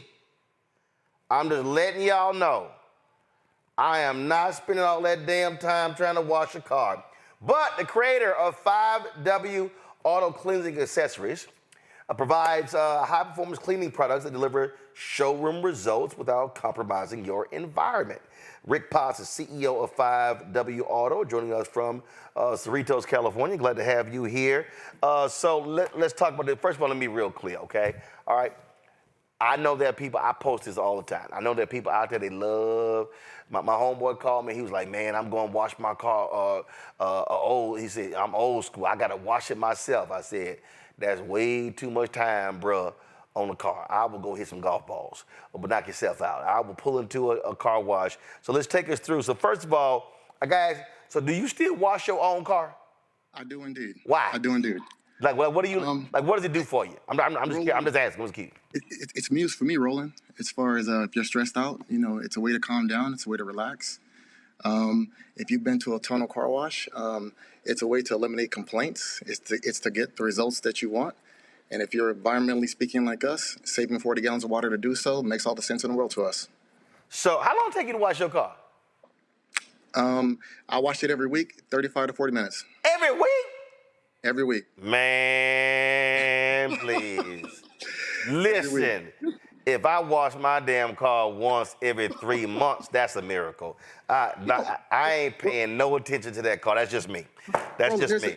Roland, on top of all that too, there's a bit of exercise to it. You know, listen, we're not here to deceive anybody. I mean, there's a little bit of hard work and exercise to it, but you know, I think once you get your car on a weekly regimen, it gets easier. And you know, I say 40 minutes, I can probably do it in 27 minutes if I'm really being efficient about my time. That's why I go walk 9 holes. I get the exercise. All right, so let's talk about here. All right, so we got tire shine. We've got waterless wash and wax. Yes. And then we've got wheel cleaner. All right, take us through these products. What makes your products so different and unique? Roland, to answer that, it's a system. And then when I say a system, you know, if you look at those bottles are color coded. We're not trying to confuse the public. Red. All right, so we got orange, we got blue. Yes, sir. We got red. Yes. And so what makes that system different is, listen, when you get the towels with those bottles, there's no confusion. When you pick up those bottles, you pick them up with confidence. You pick them up with, hey, listen, if I need to clean the wheels, I clean the wheels. If I need to do the body, the blue bottles for the body, and then we clean it up with the tire shine. As far as it's kind of like, hey, let's put the finishing touches on it. So, and when I say the differentiator, Roland, to your question, essentially when you take those 5 bottles that we have minus the odor eliminator, if you're out in your front driveway and you say you're down in Houston, and Houston is having a water restriction in your area, and you want to wash your car, if they shut down, let's just say hypothetically, the water at your tunnel car wash, what are you going to do? So having that as a backdrop, we're in Los Angeles as far as LA County, drought conditions, super drought conditions here, and it's getting more and more prescient to say, listen, we need to find ways to conserve water, and this system allows you to do that. Okay, so allows you to conserve water. So you're calling this water saving, eco-friendly. Okay, walk me through how is this water saving? So if I so when it's time to hold on one second, which one is here? Blue. All right, so let's see. So when it's time to wash the car, I ain't got no water. So you're saying that if I'm not using any water, I can use the waterless wash and wax to wash the car using no water. Absolutely. That 16-ounce bottle, Roland, I can clean my car, a mid-size sedan, with 4 ounces of that magic. Hold up. You can wash the whole car with 4 ounces of this. So this is 60 ounces. So you're saying no water, you can wash your car 4 times with this one bottle. That's correct. Okay. 4 times a month. So that 4 times a month on that, we call that RTU, which is ready to use. So 4 ounces of that once a week, 4 times a month. You're saving 40 gallons of water. It's 160 gallons a month. So okay. So what are you doing? I mean, are you doing the 4 ounces into something else? Are you putting are the 4 ounces going on the towel here? I mean, just walk me through that process. Good question. So let me be real clear. I ain't gonna do it, but somebody watching gonna do it. I'm just letting you. Ro ain't washing nothing. But go ahead. Good point. Traditionally at our shops, we had a shop over in Beverly Hills that we started in 2016. And we shut that shop down in 2022 to stop essentially washing the cars and sell this product. And so, Roland, what you would get is if you started from your hood and worked from your hood, say down to that front quarter panel, and you spray this product on, you let it sit there. This product, it's registered and trademarked at the U.S. Patent Office. So obviously there's something in it to say, listen, you know what? We are not here to hurt the car. We're not here to hurt the user. And we're definitely not here to hurt the environment. And if you let this product sit there for 30, 40 seconds, you will literally see this product breaking the light to medium soil down on your car. You wipe in horizontal lines, and you wipe from top to bottom. If you just work your way around the car as far as to that front door, the back quarter panel, essentially, and you work your way around to the other side doing the same thing from top to bottom, spray this magic on there as far as the wash plus wax, and you let it work. It'll break down the dirt. We use quality microfiber towels. Roland, that's really important. These chemicals, these formulas, and these towels work together. You have to use essentially together to get those professional grade results. Okay, so how you come up with this? Like, were you sitting around going, damn, we using way too much water? Or were you saying, man, I'm tired of my hands shriveling up because of all this water? What happened? My uncle was a biochemist at ExxonMobil, and he used to come out from Houston to I live in LA now, and he used to come out for the summers, and he used to be like, "Hey Rick, you know what? Let's clean your car." And he had a something that wasn't exactly environmentally safe, I will admit, but he said, "Hey Rick, if you really want to get serious with this, get you a chemist, get your own formulations, run it, test it." And essentially, it can be done. But obviously, if you're doing something of what I'm bringing and using against your car, you can't do that at retail. As far as it's not consumer safe. Now, when you looking at your uncle saying, "Bruh, you want me to go get a chemist about washing a car? Are you serious?" Or were you saying, "Dog, it's soap, water, and a sponge"? Believe me, it wasn't soap, water, and a sponge he was using, but essentially it was something that kind of stuck, Roland, seriously. And as it was something that stuck, I worked in corporate America, I worked in corporate finance, but on the weekends I would clean cars, and I would get the comments and I would get the results, and they're like, "Man, why, your car is always this, your car is always that."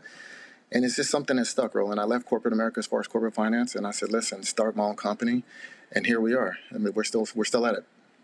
All right, so we washed, so 4 ounces. So this bottle here will get us 4 washes. Now, after y'all wash the car, I ain't gonna say we, what do we go to next? We go to the tire shine, or do we go to the wheel cleaner? Okay, all right, so the wheel cleaner is next. All right. Very good. There's a cadence. So we would start with the body, right? Number 2, the cadence is the wheel cleaner, right? Because essentially, if your car is light to medium soil, we would have on gloves. So the gloves are, we're trying to keep your hands as clean as possible. Okay. There's a reason for that. So blue, we would start with the body. Number 2, orange, wheel cleaner, we would start with the wheels. Spray that magic on 30 seconds. It won't singe your nose, nothing harmful. As far as the chemicals in it, nothing harmful. You work your way around 1, 2, 3, 4 wheels. After you're done with the wheels rolling, number 3 would be tire shine. We're going to put that tire shine on number 3. The gloves are still on. We're trying to protect your hands. All right, so now do we have gloves on, washing for wireless washing, wax? We gloves the whole time? We recommend it. Is it any gloves? Is it the latex gloves? Just some latex gloves. Okay. Some light, because essentially we're trying to keep your hands clean. Because the number 4 process is really, why we do that. And so if you start with number 1 with the wash plus wax, your gloves are on. Number 2, you come back with the wheel cleaner. You clean the wheels. Safe for all surface types as far as wheels. Number 3, you use the tire shine. Listen, some people like the tire shine. Some people don't. We prefer it. We love it. Our customers love it. So that's 1, 2, 3. Okay. Roland, when you're done with those 1, 2, 3 steps, we take those gloves off. We clean your hands. We clean your hands with essentially a wipe, right? We want to get the moisture. We want to get the grime. We want to get the soil off your hands. Because when we get to step 4, as far as the windows, we want clean hands. And we spray that yellow, as far as that glass cleaner, on those windows with that yellow glass towel. And if you, again, wipe in horizontal lines, you will see very clearly as far as the power of, listen, these windows will probably look about as good as they've ever looked as far as when you first bought the car. Okay. All right, let me go to my panel here. So let me see, which of these 3 likely spend their Saturdays washing their car? Probably you, Tyler. Look, I hear y'all take washing cars serious in LA, and I love the feeling when a car is freshly washed or detailed, and it's that fresh, clean scent. Does 5W Auto Cleaning offer any products that offer a signature fragrance or option that gives that sensory experience, while cleaning? Good question. And I will say to your statement, LA, you will see some clean cars out here. As far as odor eliminator, we saved that for last. Roland, I'm not sure if Roland can put that up. As far as it's a purple bottle, we have a fragrance. No, I don't think I had a purple bottle, player. Hold on, wait. No. There should be a purple bottle there. Mackenzie, where the bottle at? Mackenzie. But to answer that question, we will finish it off with an odor eliminator. Pet scents, If you have food scents in your car, some people smoke. It will eliminate. Mackenzie, you're supposed to give me all the bottles. Give me, see, that's right. That's why you're on TV right now. Purple. That's why you're on TV. Thank you. You're supposed to give me the towels. Mackenzie, you're gonna be the producer. You're supposed to produce. So to the all right. So let's go on back. Hold up. Since Mackenzie fine did her job, okay. Eliminator. All right, the purple one. All right. So yes, sir.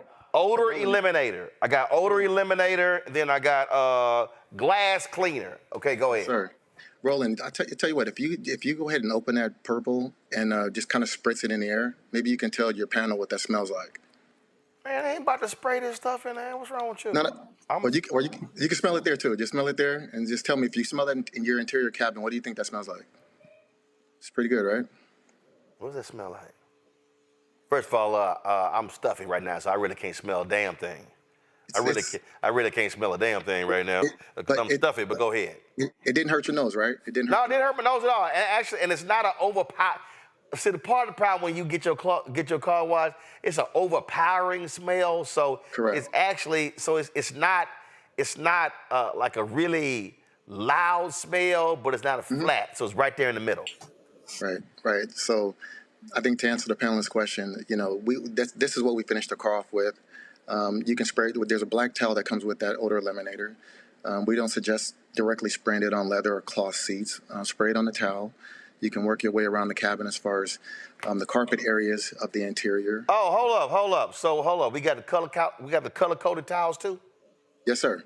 Okay. All right. So that go with the orange. That go with the red. Correct. That go with the blue. Correct. What the hell does go with? This yellow? What is this? Yellow goes with the yellow to your right there. All right. Oh, so hold up. That's yellow. All right. So what this towel go to? Hey, come on. Water shot. What does this go to? Now that one, Roland, we call plush dessert. So after you're done with those windows on step 4, I was talking about earlier, you're going to use that plush, and if there's any excess haze on the windows, that plush towel will get your windows as absolutely crystal clear and clean. Okay. All right. So hold up. Now I got the red, I got the orange, the blue. Where the purple towel? What goes with the purple? The purple towel, essentially. I'm just messing with you. I know what you're doing. This the odor eliminator. Ain't no towel. Right. There you go. Essentially, I'm like, you don't put air freshener scents in your car with a towel. But, ain't no towel. But black, as far as black, I mean, purple, we could make it purple, but black, I mean, do you really need a towel to put the odor eliminator in your car? So. Okay. All right. Larry.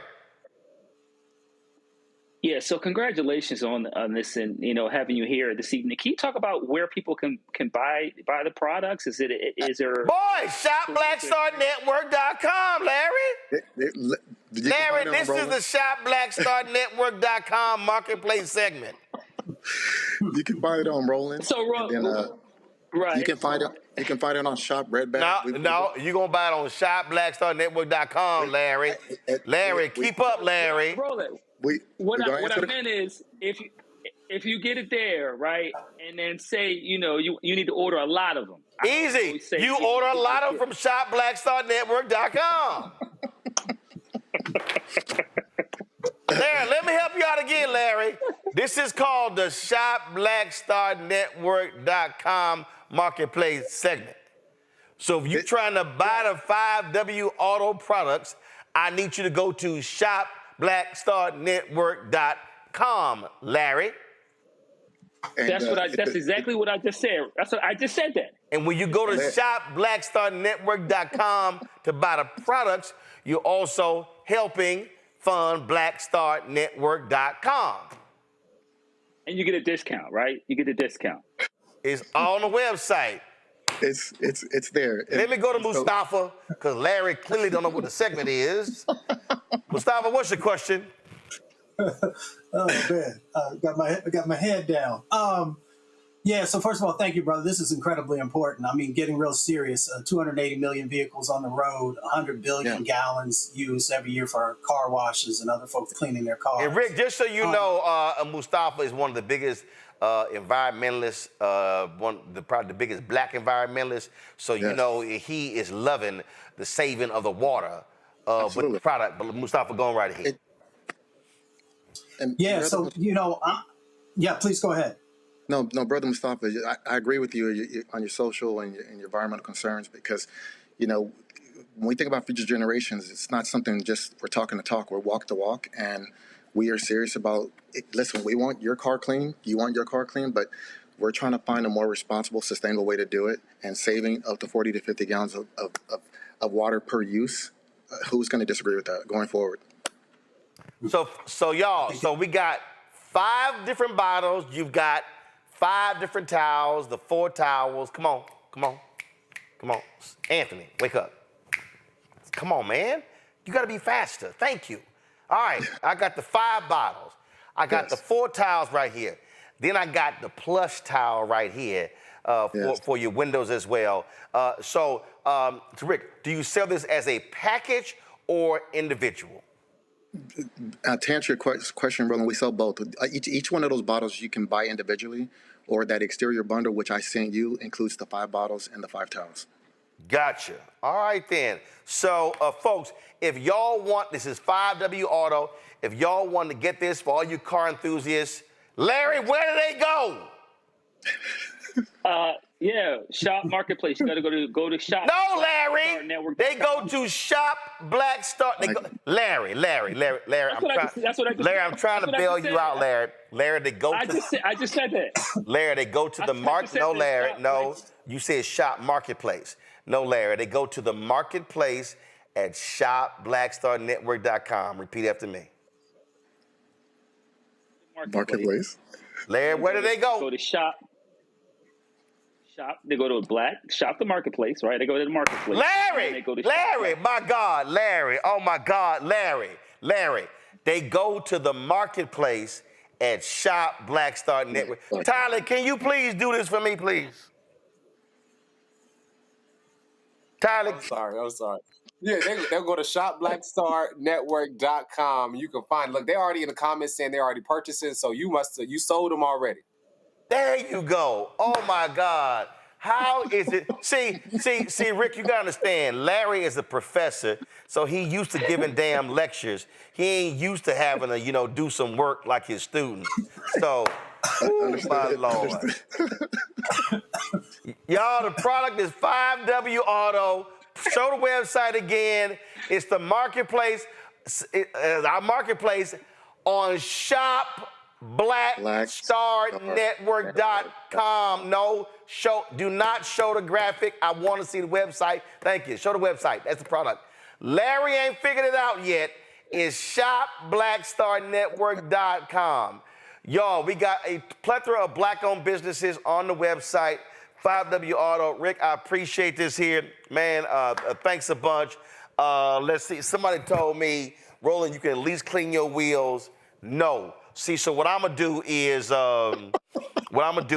when I go get the car wash, I'm gonna bring this with me and I'm gonna tell them spray this on the wheels to clean the rims. But I'm Roland. If you need to clean the windows, you get bird droppings on your car. You can listen. We make a 3. Rick, yeah, Rick, you don't do it. Rick, let me let me explain something to you. Okay? I just want you to understand, Rick. I want you to understand. I prayed to the Lord a very specific prayer years ago. Okay. I said, God, I need you to bless me with enough money to do 3 things. I'm from Houston. Number 1, run my air conditioner all day.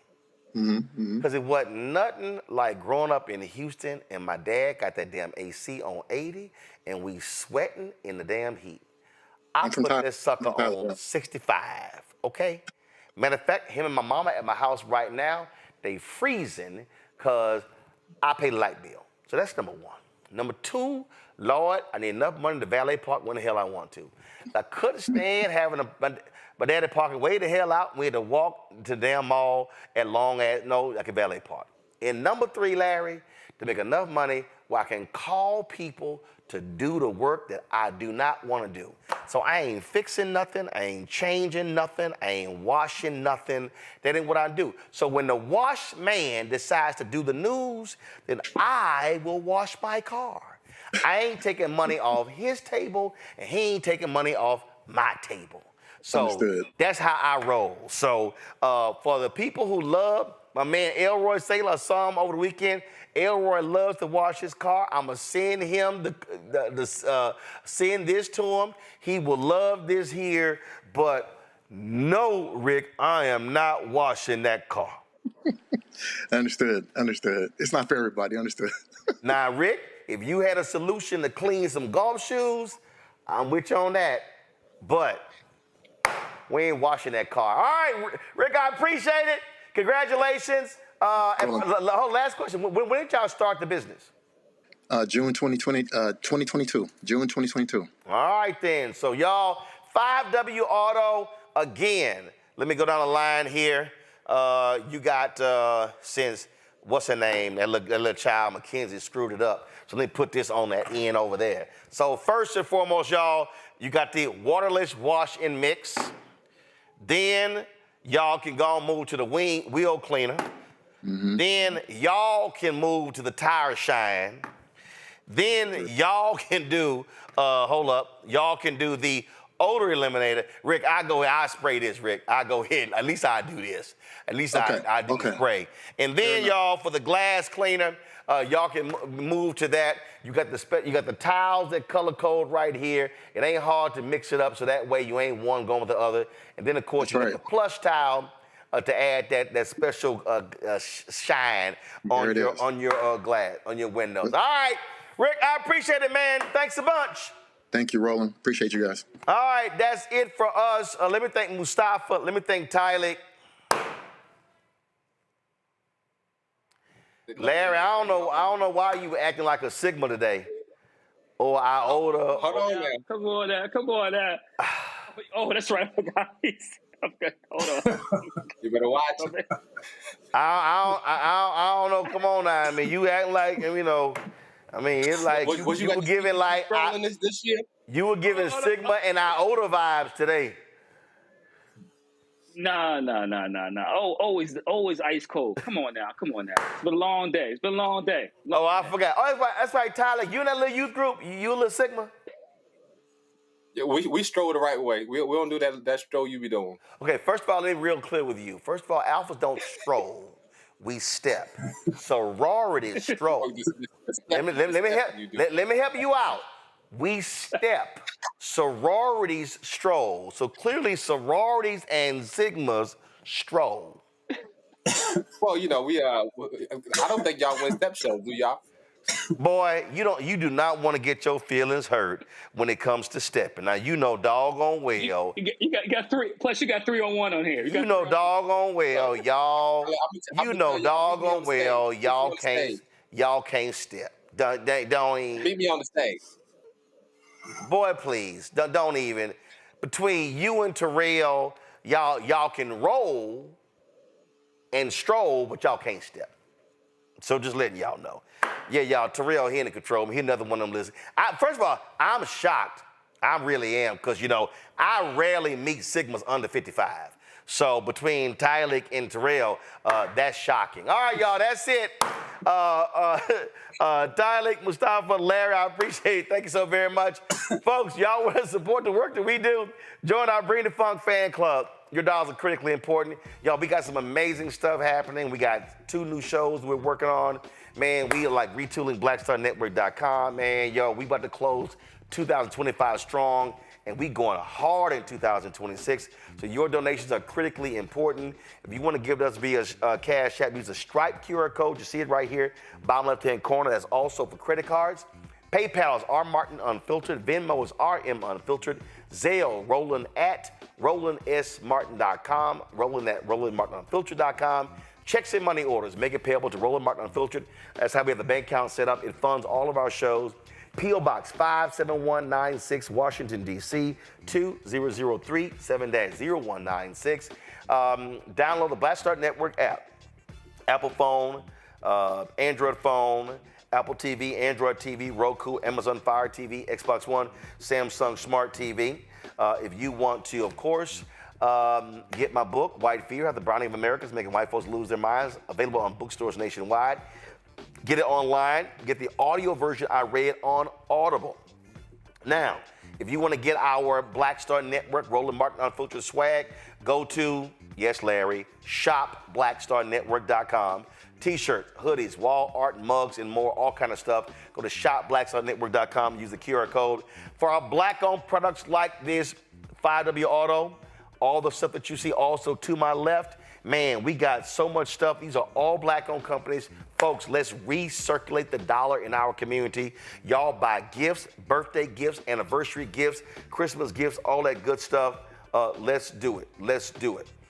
So you see it all right, go to shopblackstarnetwork.com, shopblackstarnetwork.com. And don't forget, of course, our podcast, we're on all available platforms, our audio podcast, all available platforms. We do it through the iHeartRadio Podcast Network. And so check it out there. And of course, we want you to support Fanbase. Download the app Fanbase, and you can also invest. StartEngine.com/Fanbase. StartEngine.com/Fanbase.